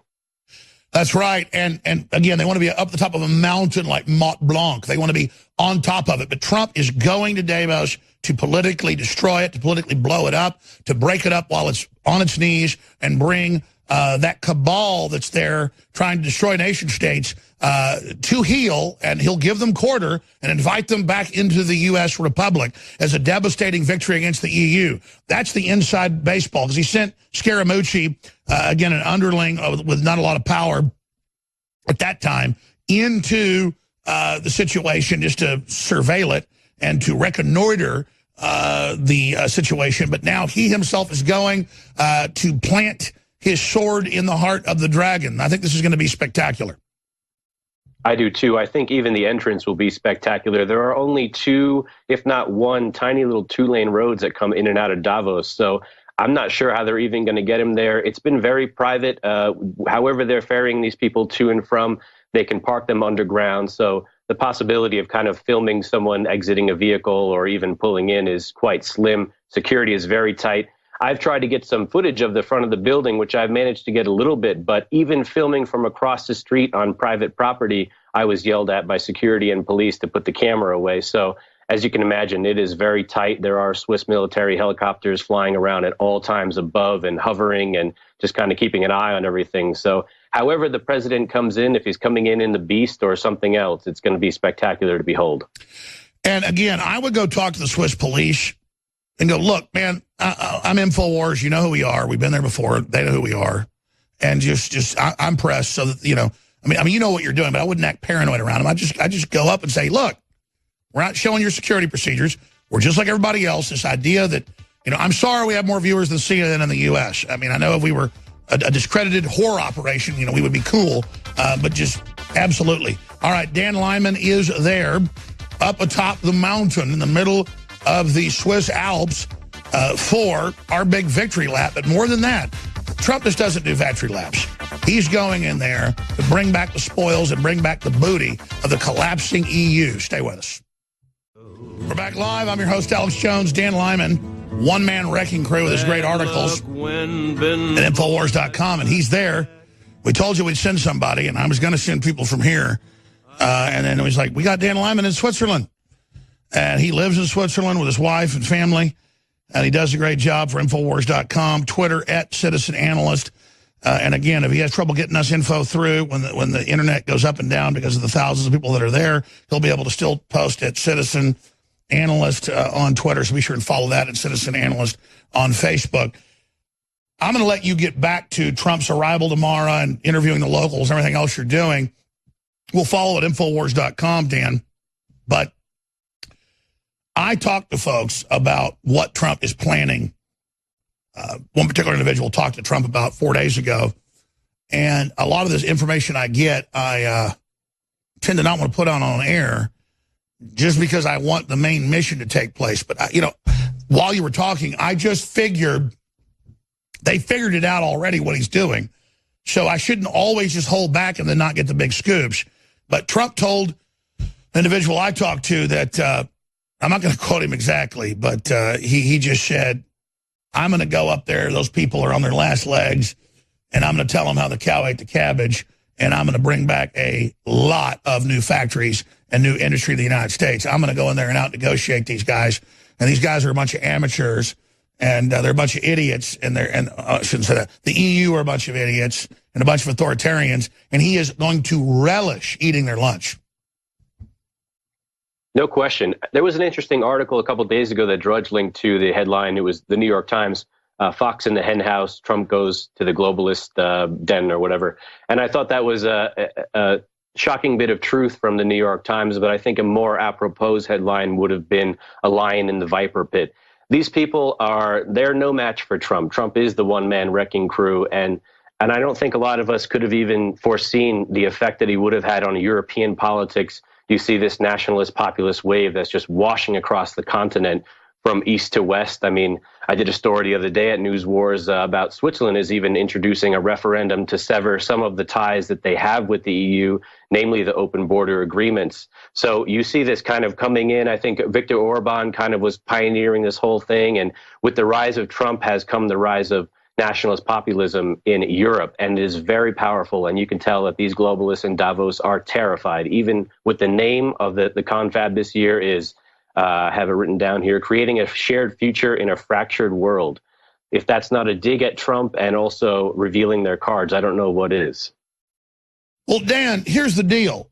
And I've talked to Lord Monckton about this and others, and I've talked to people at the State Department because they bounce stuff off Trump's thinking about. I'm all about the UN or global bodies if they're elected, if people want to be part of them, if nations want to come together and unilaterally, make deals with each other or have larger combines, that's fine. But you can't do it with the UN or NATO or all these groups because they were set up by the Rockefellers and Rothschilds to be authoritarian. And so we're all about alliances. We're all about countries. I'm all about world citizens. I'm all about being able to live wherever you want. I hope nations would, make it simpler. I'm all about freedom, just like you live in, Switzerland. But that's not what they're doing. They're creating a one world government that tracks what you do, that taxes all carbon, that exempts all these big corporations, and is bringing in a hellish system. I mean, these groups rape third world countries. They push race war. They're ruthless with this whole candy liberal coding garbage. So that's what's happening here. And the EU's on its last leg. Look at this article here out of the London Telegraph. This reads like Infowars 5 years ago. World must wake up to threat from tech giants. Silicon Valley billionaire Mark Benioff has compared the current crisis of trust facing the tech giants to the financial crisis of a decade ago, urging regulators to wake up to the threat from Google, Facebook, and other dominant firms. The outspoken entrepreneur accused some of the industry's most influential bosses of advocating responsibility and being ignorant to how powerful and sophisticated they become. Regulators now have a choice but to intervene, he said. We are in a new world. A decade ago, you had banks talking about collateralized debt obligations and credit default swaps, saying they were great for the economy, but regulators weren't paying attention. The government needs to come to the point of true north, he said in a panel discussion at the World Economic Forum in Switzerland. And I mean, these groups are super authoritarian. They're bigger than governments, and they're doing whatever they want. And then the answer is Rupert Murdoch going, oh, Trump, shut them down, bust them up, and then shut down all the independent media and make people pay to get News Corps and the New York Times. And the New York Times goes, yeah, we like that. So get rid of the Silicon Valley monopoly and have the old media come in and do it. I mean, good God, this is insane. Well, speaking of the New York Times, is interestingly, the trains that are running kind of within an hour radius of Davos, which are being frequented by, journalists and people that are visiting the event, the New York Times took out an ad on all these trains, and it just says truth. More important now than ever, the New York Times. You wouldn't normally see that, obviously. Oh, I hope you took a photo of that. That tweet is gold. I do have that. I do, and I'll put that up on Twitter. Tweet it. We're going to retweet it at Real Alex Jones and at Prison Planet right now. Tell us more of the bombshell, the things you've seen. Well, I think another thing that's very interesting is that the word, you were saying 5 years ago, the London Telegraph is writing, our headlines 5 years later. The word globalism in general, not too long ago, when you said that to people, they looked at you like you were a loon. But I have seen the word global and globalism so many times all over Davos this week and in the mainstream press that it's amazing. It's all just out in the open now, all the way through. I mean, we're talking about secret societies and the FBI now. So all the things that we've been talking about for years and you for decades now are mainstream. It's incredible. Well, I was about to say, just early last year, it was like in February, so almost a year ago, they had a front page New York Times article going, we can see if we can pull it up. It was something like, is globalism real? And here are the people that believe in it. And then it's an article about me saying I'm insane and that it doesn't exist. But it's an admitted global authoritarian technocracy, unelected in their own words. No question. And I think one of the things also this week that's very interesting, there are 7 women co-chairing the event. One of them is IMF head Christine Lagarde, who is a big global warmist. She's constantly pushing that agenda. And she's on record. You can look up her quotes where she says, fixing global warming is really about destroying the global economic system that's been based on capitalism forever. We're going to shift to a socialist internationalist model. Stay there. I want to come back and quote that. Stay there, because we're going to come back. I want to give you that's important. Dan Lyman reporting from Davos, World Economic Forum, 2018. They say it exactly. You've got the former head of Google saying it, Schmidt. We're destroying the former economic order and bringing a new one in where they're in charge and it's authoritarian. Dan Lyman, Citizen Analyst, straight ahead, Infowars.com. Well, there's the New York Times that Dan Lyman was just mentioning from 2 days ago. Fox in the globalist henhouse. Davos awaits Trump's arrival. Just a year ago, we can put it on screen. The crew found it. They had a headline about Trump era and, the fight against globalism and how it's delusional and does it even exist. If you guys can throw that back on screen for TV viewers. There it is. Globalism, a far-right conspiracy theory buoyed by Trump. And then it shows a swastika and says media, and it's a guy wearing a Hillary for Prison Infowars.com shirt. Now, remember, let me see if my memory serves. I thought that was in February of last year. Can we put the date up? I like to, or not last year, now a year and 2 months ago. Punch that back up for me. I want to see what date that New York Times. Okay, November 14th. So I was thinking, wow, so I was wrong. That didn't come out after the election. That came out during it. See, my memory fails sometimes. That was a few months before. So that was right after the president was elected. I knew that. So then it goes on to say, I'm insane. Globalism doesn't exist. The globalists call their world government system globalism. They say a technocracy of unelected systems runs it. It's anti-human. It's transhumanist. It's post-human. I can quote hundreds of top globalists saying it. And then they go on and say, I'm crazy, it doesn't exist. What reminded me of that was Dan Lyman quoting some of the Davos people saying, we're getting rid of your existing capitalism. We're replacing it with mega rich, but you live in socialism. You're not allowed to join the capitalist system. I mean, you talk about the new class system. This is it. This is like the opposite of what people like Marx even envisioned, which was bad enough. So, yeah, the classless society? Well, yeah, you have no class, but it's a total stratified society where globalists are the new royalty, offshore, tax-exempt, above the law, diplomatic community, on mountaintops, protected by the government, taxpayers, and into the midst of it, like a baseball bat into a beehive, comes the fox. And Trump does look like a big old red fox, doesn't he? and so a year and 2 months later, let's put it back on screen, they go, Fox in the globalist henhouse. I think, wait a minute. The New York Times, and he just tweeted it. We retweeted it, Real Alex Jones. Dan Lyman just tweeted, from the train up the mountain, New York Times adds, truth is more important now than ever. Hashtag fake news at New York Times takes out advertising on all local trains around hashtag Davos, hashtag World Economic Forum. And Twitter will probably just ban it, but you can copy it, put it on yours before they do. It is, or say it's a Russian bot. Just showing the New York Times saying their truth, that's a Russian bot. How about it says SH-T hole or baloney hole? New York Times, Bravo Sierra. Just make it classy. We should have our own New York Times ads. Well, I could have had fun if I went with a bag full of stickers like that. New York Times, Bravo Sierra. Kids like, what's that mean, Mommy? It means BS. So, Dan, you were getting into that before the break. Requote those people.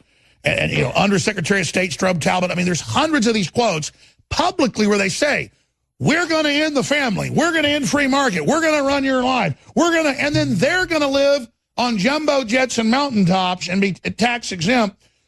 And have Bernie Sanders go, I got 7 houses and a couple $100,000 cars and $10 million in the bank. White people don't know what it's like to be poor, Dan Lyman.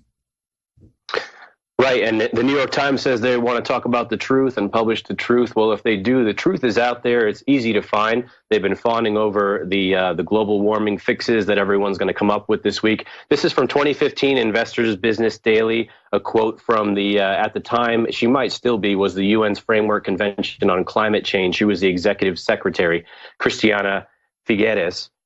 She said, this is the first time in the history of mankind that we are setting ourselves to the task of intentionally, within a defined period of time, to change the economic development model that has been reigning for at least the last 50 years since the Industrial Revolution.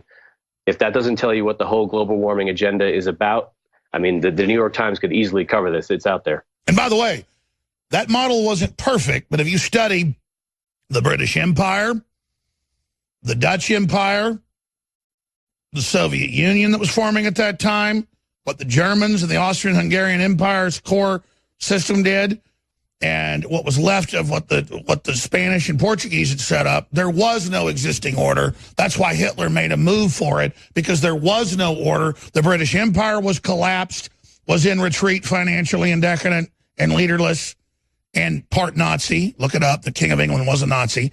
Edward VIII, he had to advocate. And all the rest of it, they were going to have him be the king of the EU. That was a Nazi plan. And again, they go, oh, yeah, right. Look it up. It's mainstream news, okay? Can't make this crap up. And I'm like, cursed with knowledge, cursed with knowing this. It's fun to learn it, but then it's like you're talking to the public, and they think you're speaking Chinese to them or something, man. And I mean, yeah, there's the King of England with Hitler and his wife. So you're dealing with all of this. There's photos of him with his kids in the back of the car with Hitler. I mean, these people, he was German, but let me get back to what I was saying, because I kind of was the forest for the trees. You had America at the end of that coming in with the Bretton Woods Agreement and the system and doing some positive things. Yeah, there's Edward VIII at the Eagle's Nest. See, right there.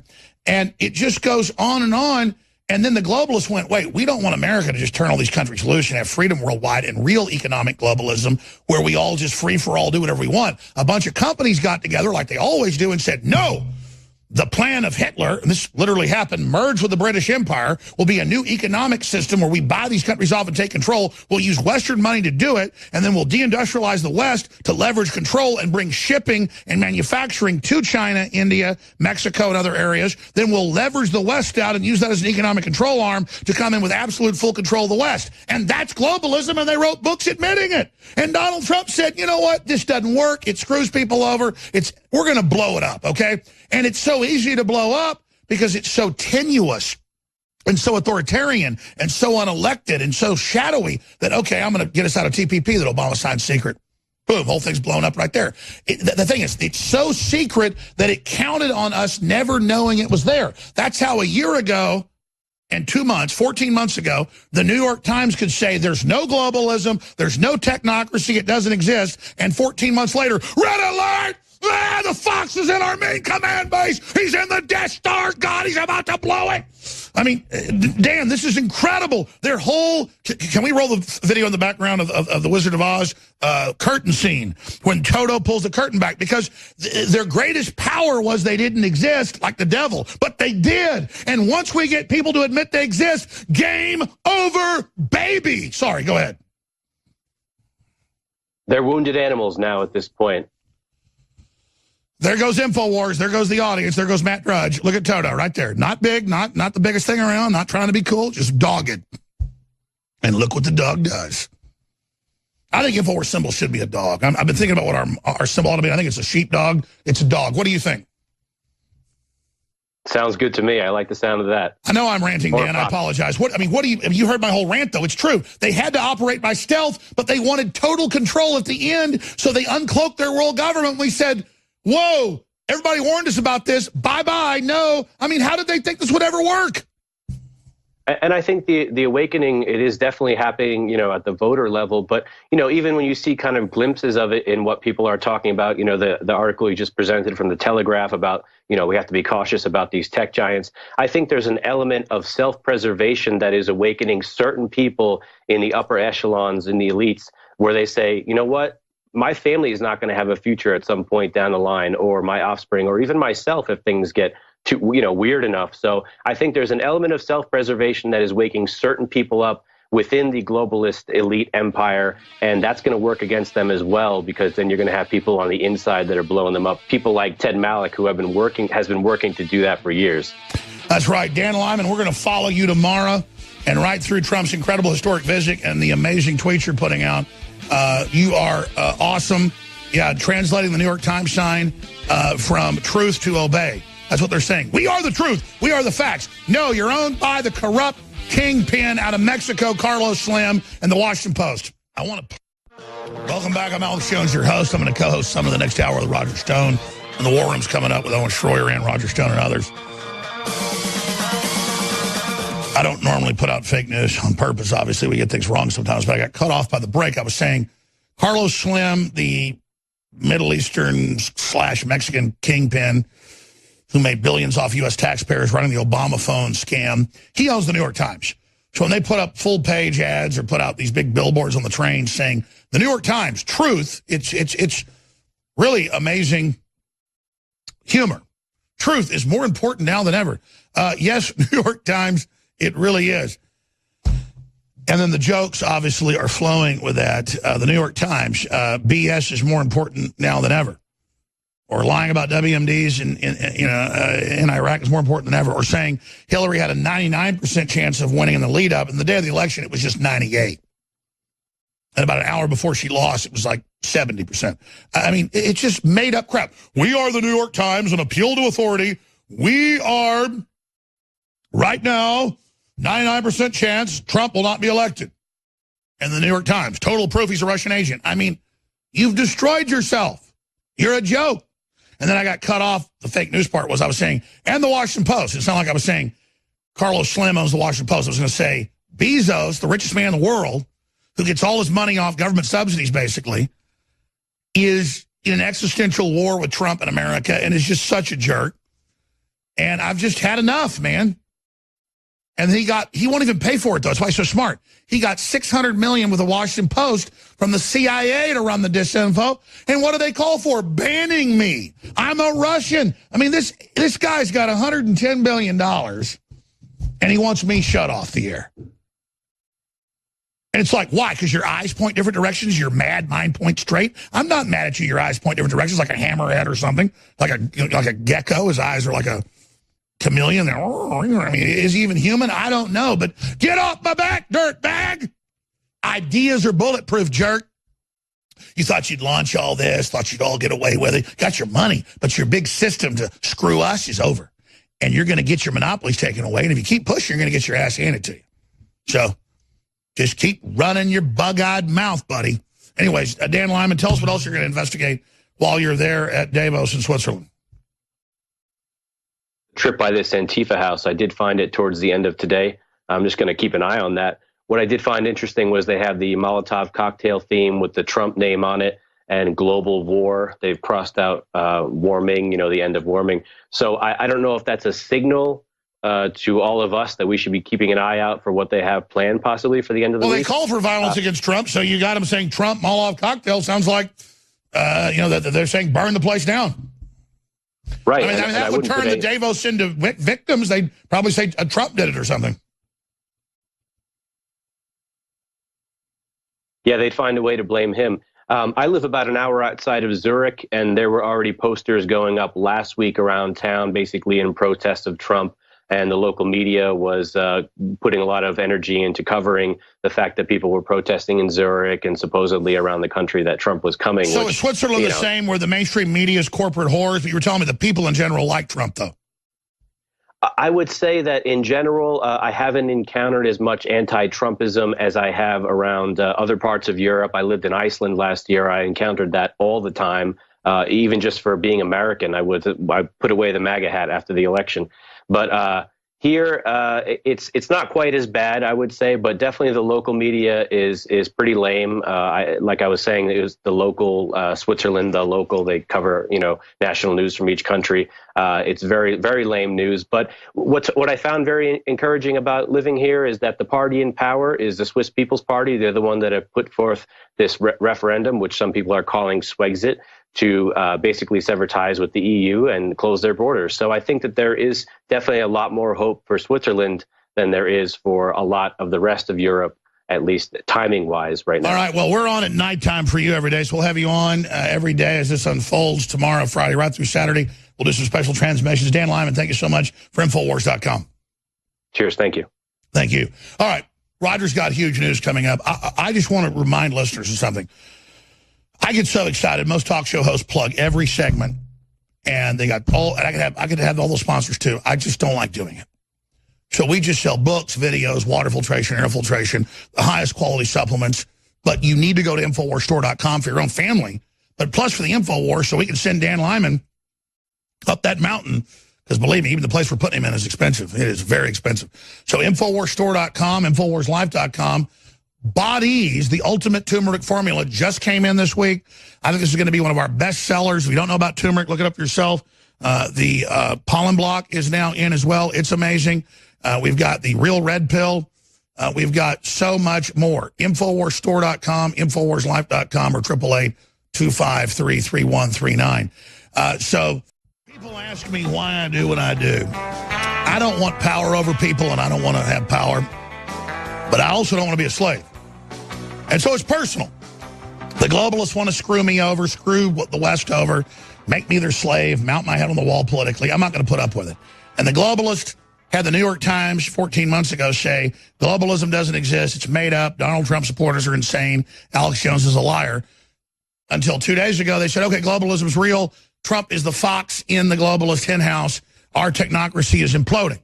That is success. And thanks to Drudge Report and others, we're here, because I can track it. It was, I mean, just 10 years ago, no one would talk about it. But Drudge would link to some of our articles about Bilderberg, and the media would flip out, and then George Norrie would have me on. And I'd do hundreds of local radio interviews to get the word out. So I'm just giving credit where it's due in the history of this. We have come so far. And then now, meanwhile, we've got top linked on DrudgeReport.com, the reports that Watson's got from congressional sources and others and other journalists that have proven they've got their ear to the ground, that there was some type of conspiracy talking about physically taking the Trump out. Now the FBI agents admit that they deleted the messages. There's texts where they talk about deleting them. This is explosive. And I got to tell Roger Stone something. Roger, I'm worried about what these cornered rats are going to do. In my own gut level, but also spiritually, intellectually, the kind of internet of souls here, I pick up Danger Will Robinson. Yes, we're winning. It's gone from the wheels going off the Russia canard to it exploding like a truck bomb. But these people never give up. I think we're about to see. I think the president's in danger. I think we all are. They might set a nuke off. I mean, there's God knows what this rogue state's going to be. And I just think it's time to take the gloves off. Something we privately talked about that I know the president had discussed. I don't know if we can get into this, but. You know, if they really make a move, I mean, we're already kicking their ass financially. We're already winning, you know, but they want to turn the table over. We can't let them do that. What are we going to do, Roger?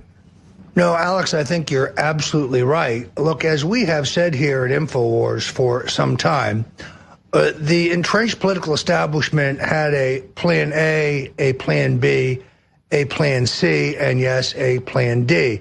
Plan A was the Electoral College and a recount. That failed. Plan B was the phony Russian collusion claim and the appointment by a rogue acting attorney general, Rod Rosenstein, of a rogue special prosecutor. And now his entire inquiry has been stripped bare and exposed as the partisan hit job and the completely extrajudicial and illegal proceeding that it is. Then there's Plan C, the 25th Amendment. I have a long piece up at Infowars about that. And now we come, sadly, and I think chillingly, to the potential of Plan D. Why have these email messages, these text messages disappeared? Because they entail a physical threat to the president. We now know that James Clapper, the NSA advisor under Obama, was looking for a way to stall Donald Trump's inauguration, to stop him from being sworn in with his hand on the Bible. And now, chillingly, we know what they were talking about and what they now seek to hide, a physical threat to take out the president. The deep state is capable of anything. Our history tells us this. We've already had 2 coups d'etats in this country, a violent one in the case of John F. Kennedy, a peaceful one in the case of Richard Nixon. And now the question is, what will they try next? They are capable of anything. Oh, and don't forget Lincoln and the Ford Theater, and then was it Taft? Who's the other one that got shot by the bullet and then he died of blood poisoning? It was Hayes, I believe. Rutherford B. Hayes. Oh, let's look it up. I'm sure you're right. Or Garfield. Pardon me. What Garfield. am I saying? Yeah, okay, good. You're Garfield. right, Garfield. Okay, there's this little same grouping there. So we'll be right back. Tomorrow's News Today with Roger Stone. Democrats have been caught scheming Plan D. I mean, Phil Mudd admitted it. They said we're going to kill him. Well, see what happens, buddy.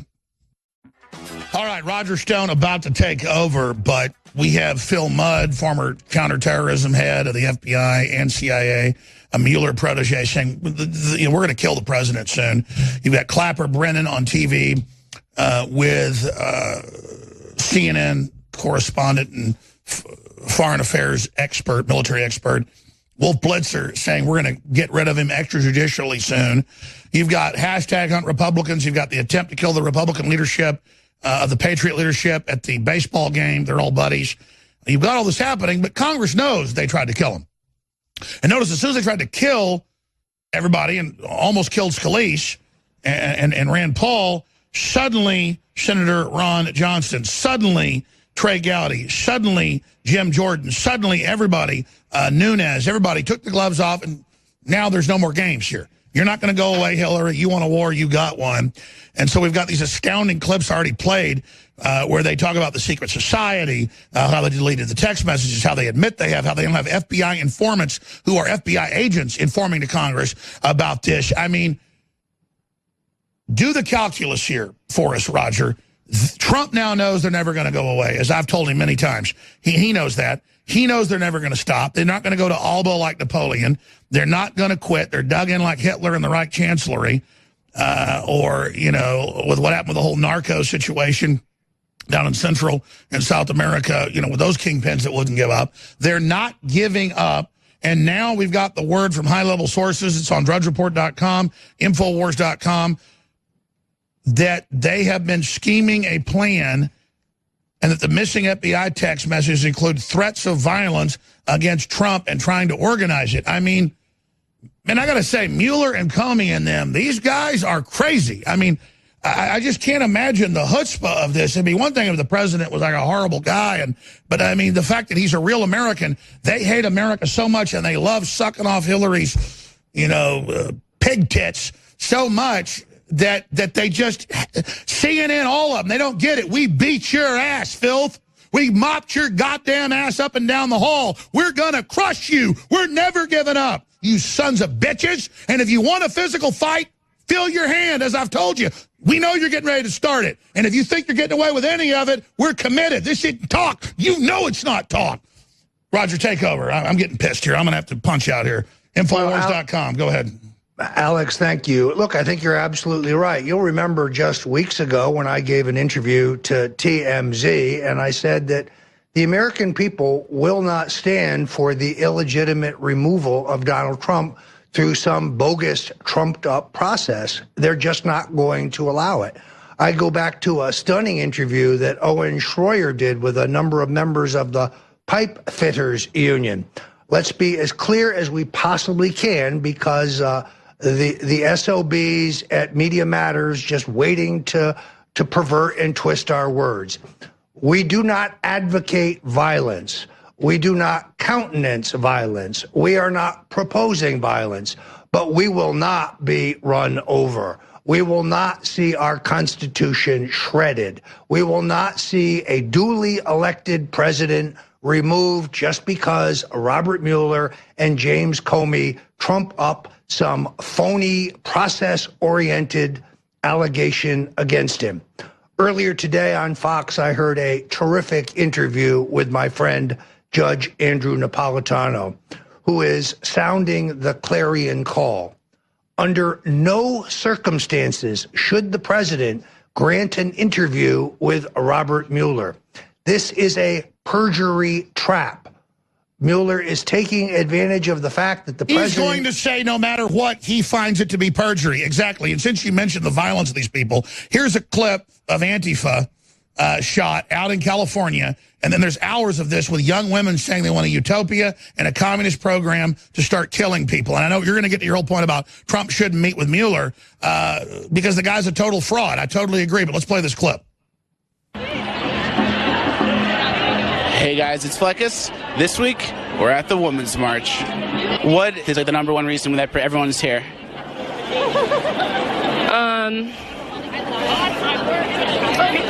What brings you here today?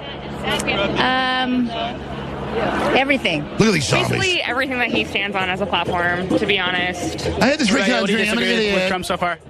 Well, I worked for a tribe for a lot of time, so about 5 years, so a lot of negativity towards the tribes. I'm not down with that. And also, just the bullshit. What are you protesting Trump for?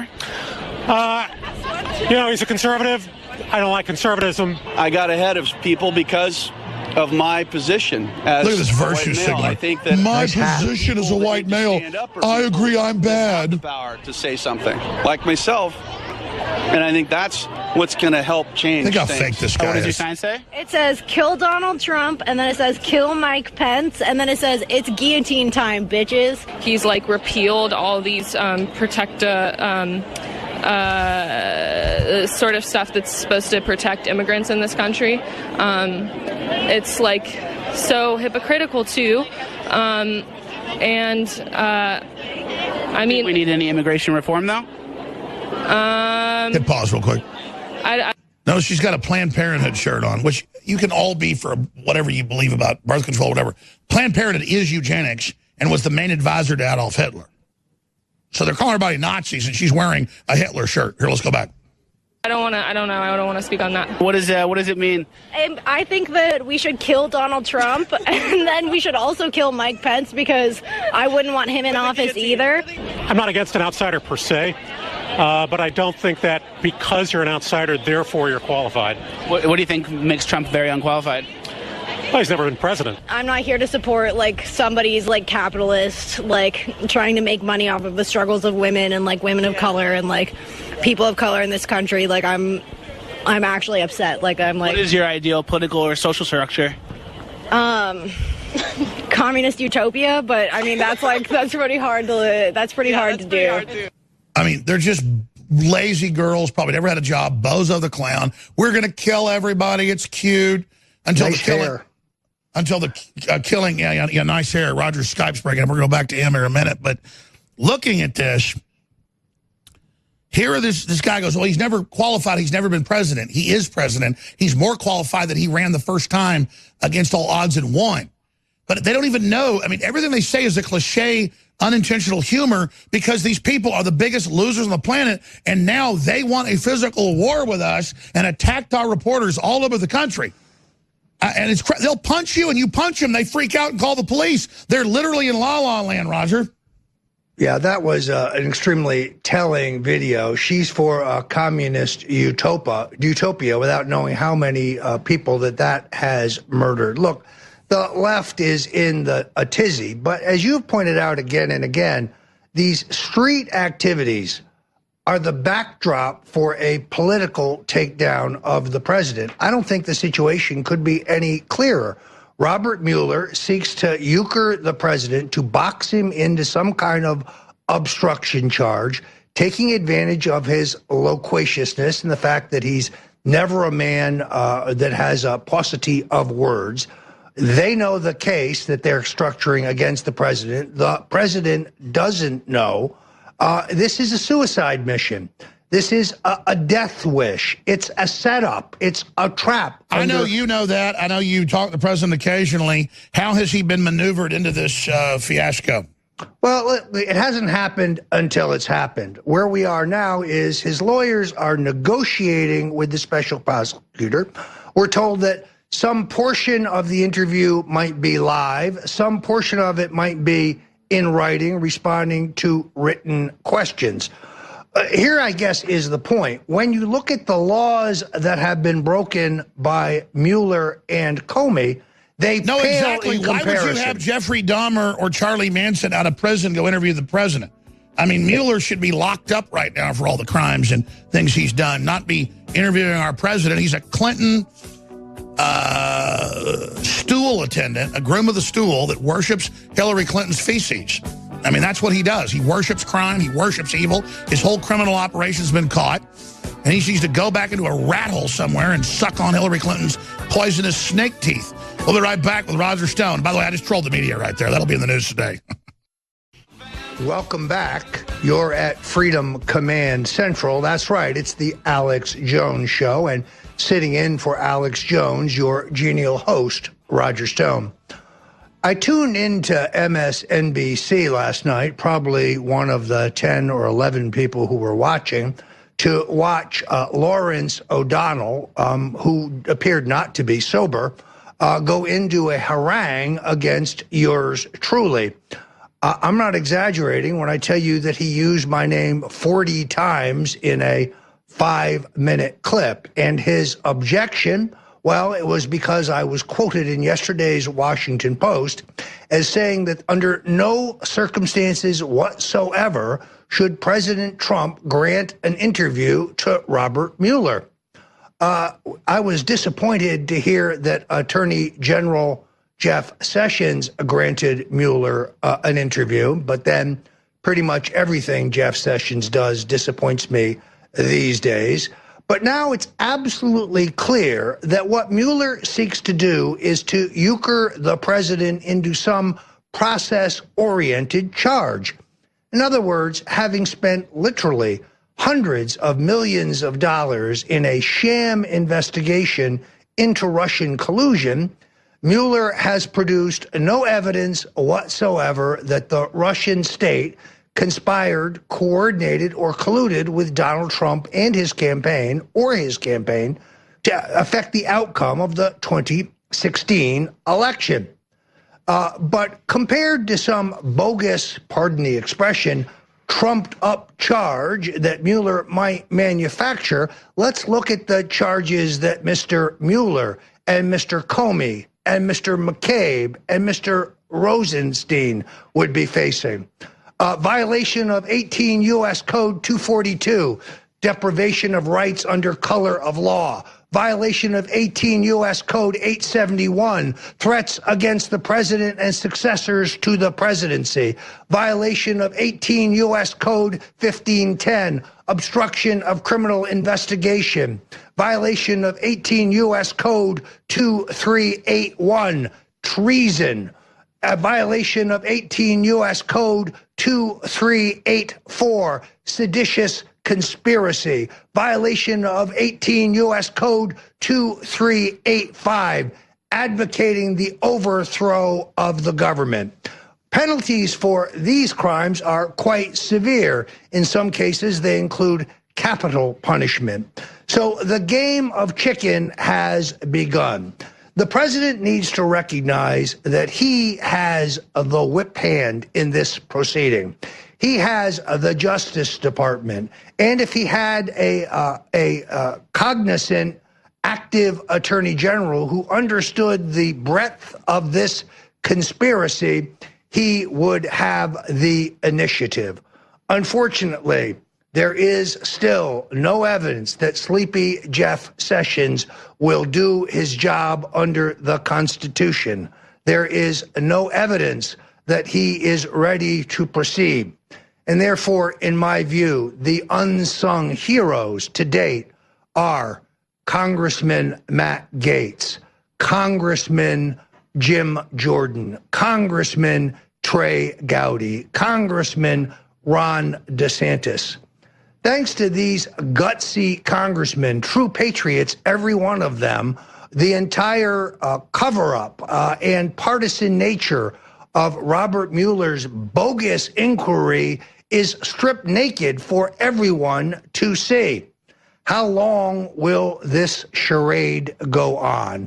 We here at Infowars have been very clear in what we think is the right course of action. The president should fire Mr. Rosenstein forthwith. He has cause. The relationship between Rosenstein and Mueller, where Mueller gave Rosenstein his first position in public service, is a conflict of interest.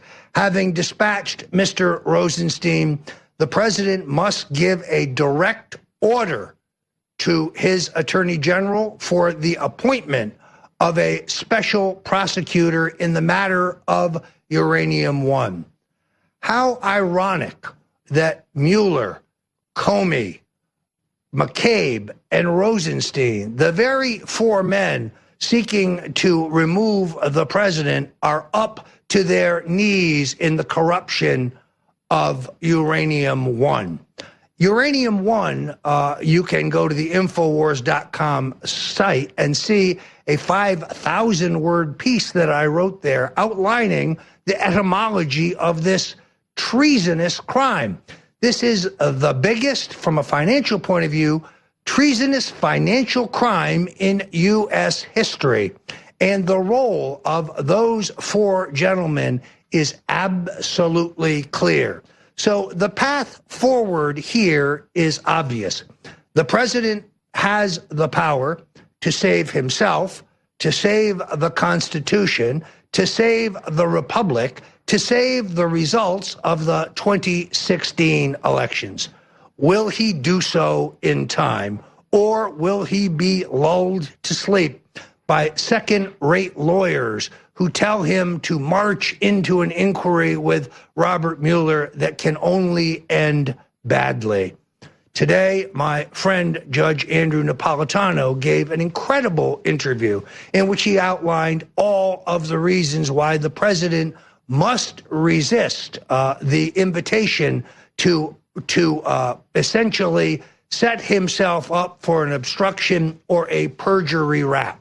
The fact that Mr. Mueller is now focused on the dismissal of General Flynn and the dismissal of Mr. Comey tells me that when it comes to Russian collusion, he has nothing. We have gone full cycle here, even though it has cost the taxpayers millions.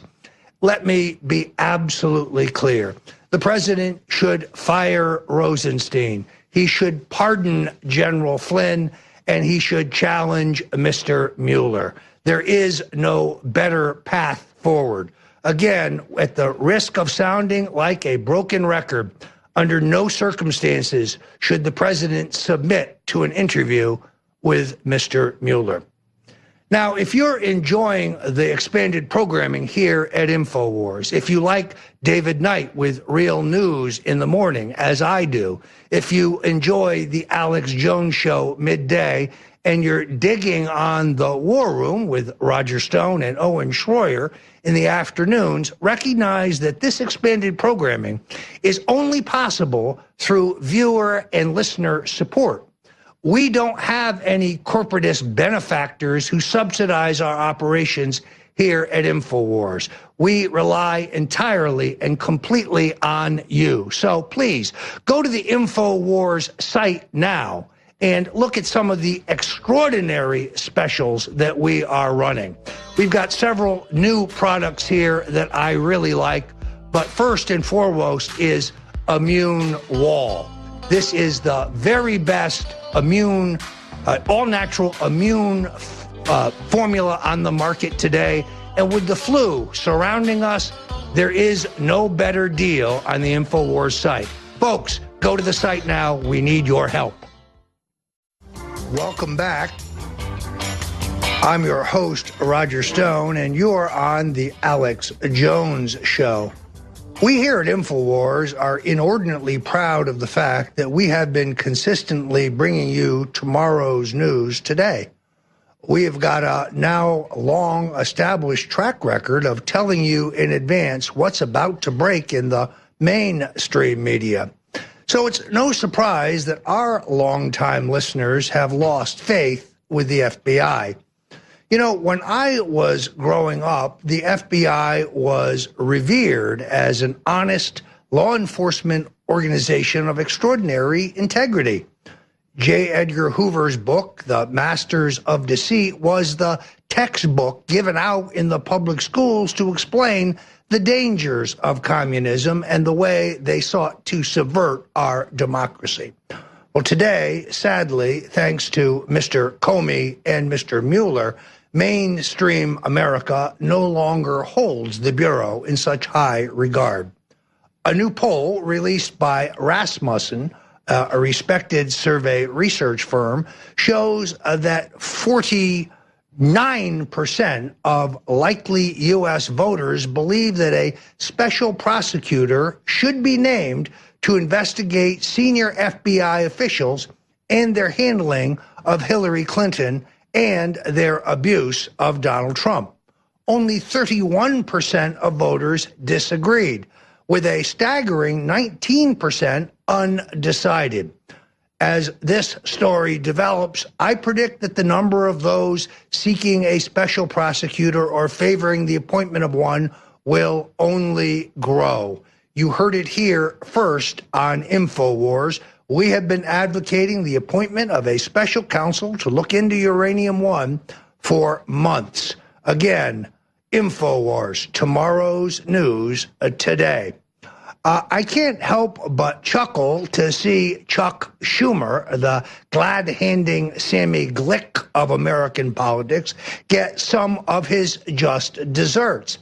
Having virtually destroyed the credibility of the Democratic Party by staging a government shutdown in which, incredibly, he argued that funding for people in this country illegally was more important than the paychecks of our men and women in the front lines of military service, they now have so completely whipsawed the Democratic Party that the illegal aliens and those advocating amnesty have stormed Chuck's palatial New York City home. They no longer are satisfied with the extension of DACA, the so-called Defer Action for Childhood Arrivals, but now they are demanding full amnesty. I have 4 words for the dreamers. Not gonna happen. Not going to happen. That's 4 words.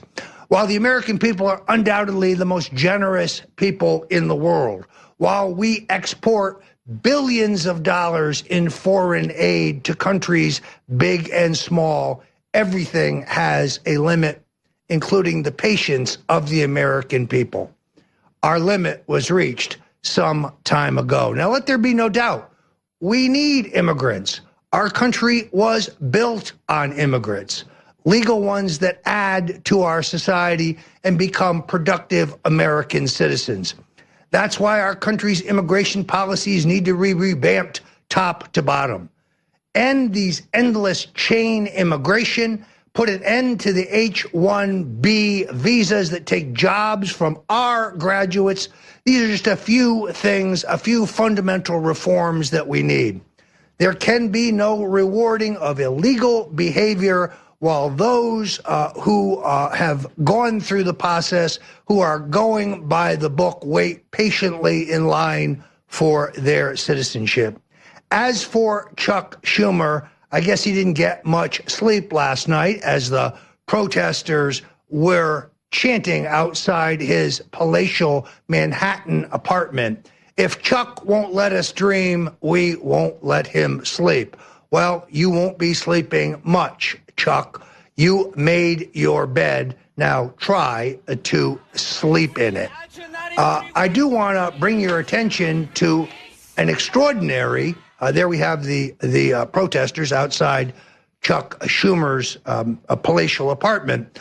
As we have reported, the president has named Jeff Berman as the U.S. attorney for the Southern District of New York. Mr. Berman, an associate of former mayor and U.S. attorney Rudy Giuliani, has a long and distinguished legal career and is eminently qualified for this position. But lo and behold, Democratic Senator Kirsten Gillibrand has put a hold on his nomination. Mr. Berman now serves in the position of U.S. attorney and can do so legally for 128 days before the president must either put his nomination to a vote, or I should say Mitch McConnell shall, or withdraw the nomination. Incredibly, Senator Gillibrand has announced that she will blue slip the nomination, and sadly, Chairman of the Senate Judiciary Committee, Chuck Grassley, has announced that he will honor that blue slip. What is Ms. Gillibrand's objection to the appointment of an honest prosecutor in Manhattan? Well, quite simply, that Mr. Berman's law firm has done work for Deutsche Bank, and Deutsche Bank has been a lender to the Trump organization for their real estate projects. There's no accusation of illegality or nothing inappropriate. The sad truth is that Kirsten Gillibrand will oppose any appointment by Donald Trump for an honest prosecutor. Why? Quite simply, a first-year law student can take a list of Senator Chuck Schumer's contributors and his votes in the United States Senate and marry them. He is the greatest single recipient of special interest money in the U.S. Senate. Chuck Schumer, quite sadly, is for sale, and everyone in the U.S. Senate knows it. God forbid that a prosecutor might know it. And therefore, Senator Gillibrand, who is merely a sock puppet for Senator Schumer, thwarts the appointment of an honest prosecutor in Manhattan. Shame on you, Senator. Shame on you. We beseech Senator Grassley to ignore her blue slip, as he has done for a number of judicial appointments, and give the people an honest prosecutor in the Southern District of New York. I'm Roger Stone, sitting in for Alex Jones.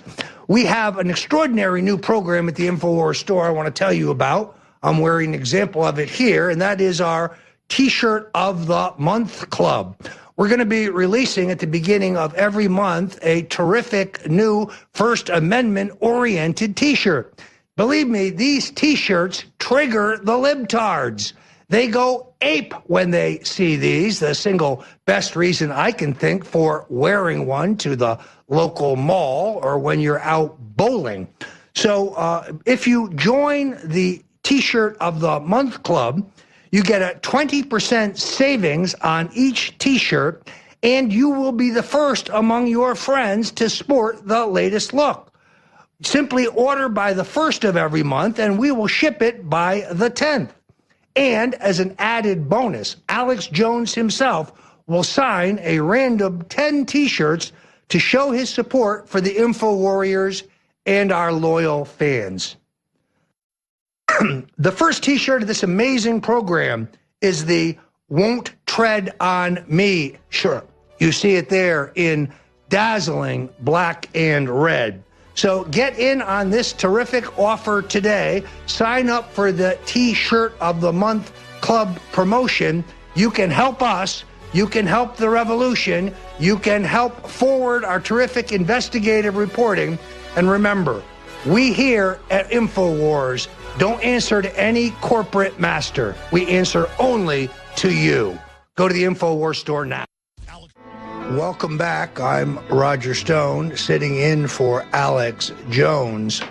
There's been much discussion in recent days about not only the 4-page memo, which Democrats on the House Intelligence Committee have stoutly refused to let the American people see, and the 10-page memo, which outlines the entire trail of treason and conspiracy that was revealed yesterday here at Infowars.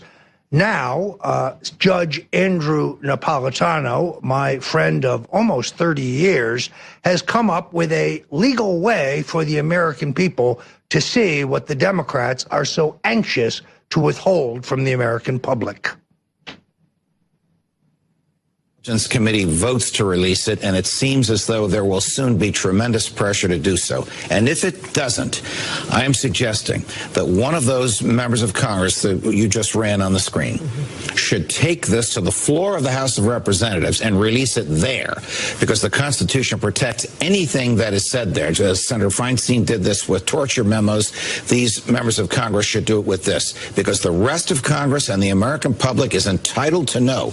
We put the Constitution in the hands of people to protect it, and they've abused that power. We need to know who the abusers were and what they did. And there you have it, a brilliant analysis by Judge Andrew Napolitano. I first met Judge Napolitano when I ran the campaign of New Jersey Governor Thomas Kean in 1981, which resulted in the closest election in New Jersey history, decided by 1,208 votes out of more than 2 million cast. And Judge Napolitano, literally a distinguished lawyer, but not yet in public service, came to the fore as Tom Kean's attorney, one of his lead attorneys in that recount process. A great legal scholar, a great friend, and the man I believe that Donald Trump should put next on the U.S. Supreme Court. And he has proposed a solution. If Congressman Gates and Congressman Gowdy and Congressman DeSantis and Congressman Jordan fail to get the Democrats or a majority of the Intelligence Committee to make this information public, after all, hapless Adam Schiff argues it's too complicated for the people to understand, then one of them should surely read it into the public record. The American people have a right to know exactly what has transpired here and who has violated the Constitution and the law in an illegitimate effort to smear Donald Trump and his family and to illegitimately take down his presidency. In essence, trying to do what they could not do at the ballot box last November. You know, this would be funny, laughable, if it wasn't so outrageous.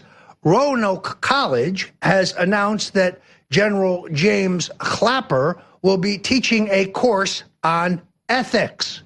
Yes, Clapper, the man who lied to the U.S. Congress under oath, perjured himself when he said there was no metadata collection program by the U.S. government. Clapper's lie was proved when the Edward Snowden, a whistleblower, came forward and exposed that this program was not only in existence, but it was robust. Why, you ask, is Mr. Clapper not in a federal penitentiary where he belongs? Why is there one rule of law for some, but not others? Let's be clear. This shaved head criminal belongs behind bars. He doesn't belong at the head of a classroom talking about ethics because he has none.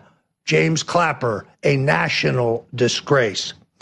While we are on the subject, I must admit that the entire mainstream media silence over the missing text messages by FBI agents is somewhat shocking.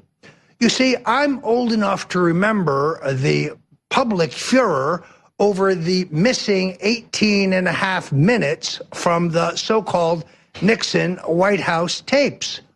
There was an immediate call for the president's impeachment when it was revealed that 18 and a half minutes of evidence in the Watergate scandal had disappeared.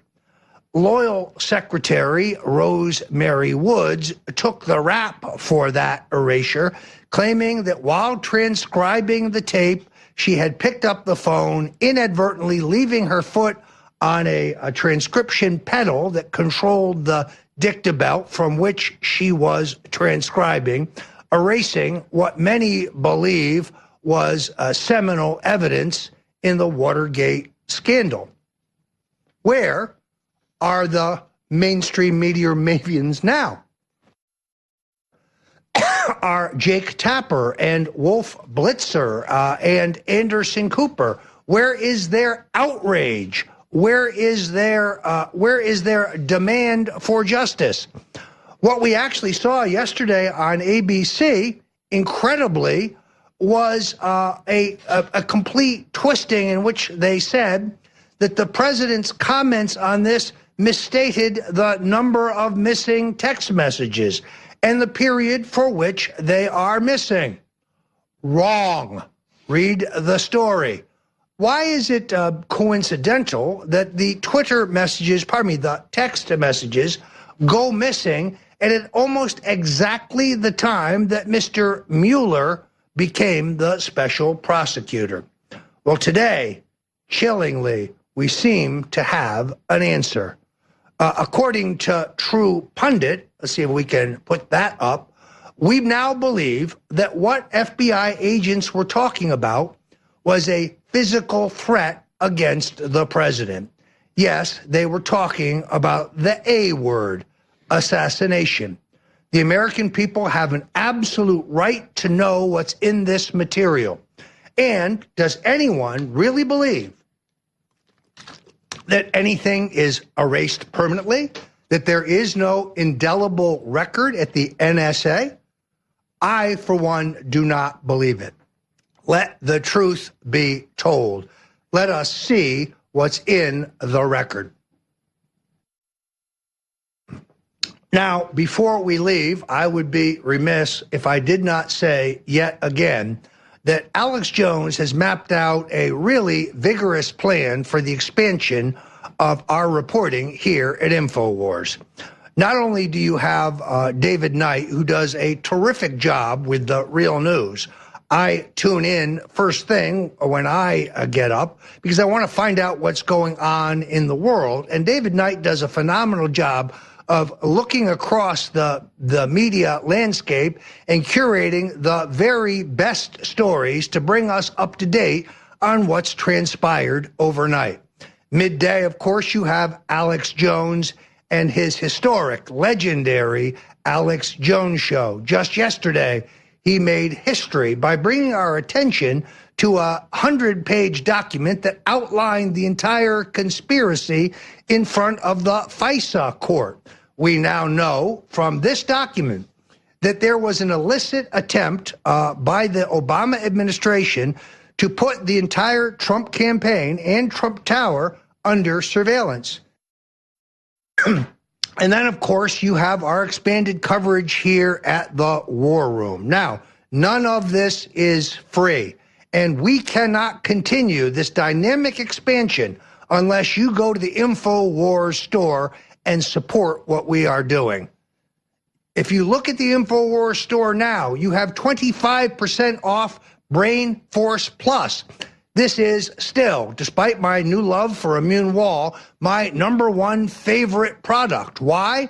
Because it enhances your mental acuity, your mental organization, your mental energy when you're putting in these long days. And at 25% off, that's a terrific price.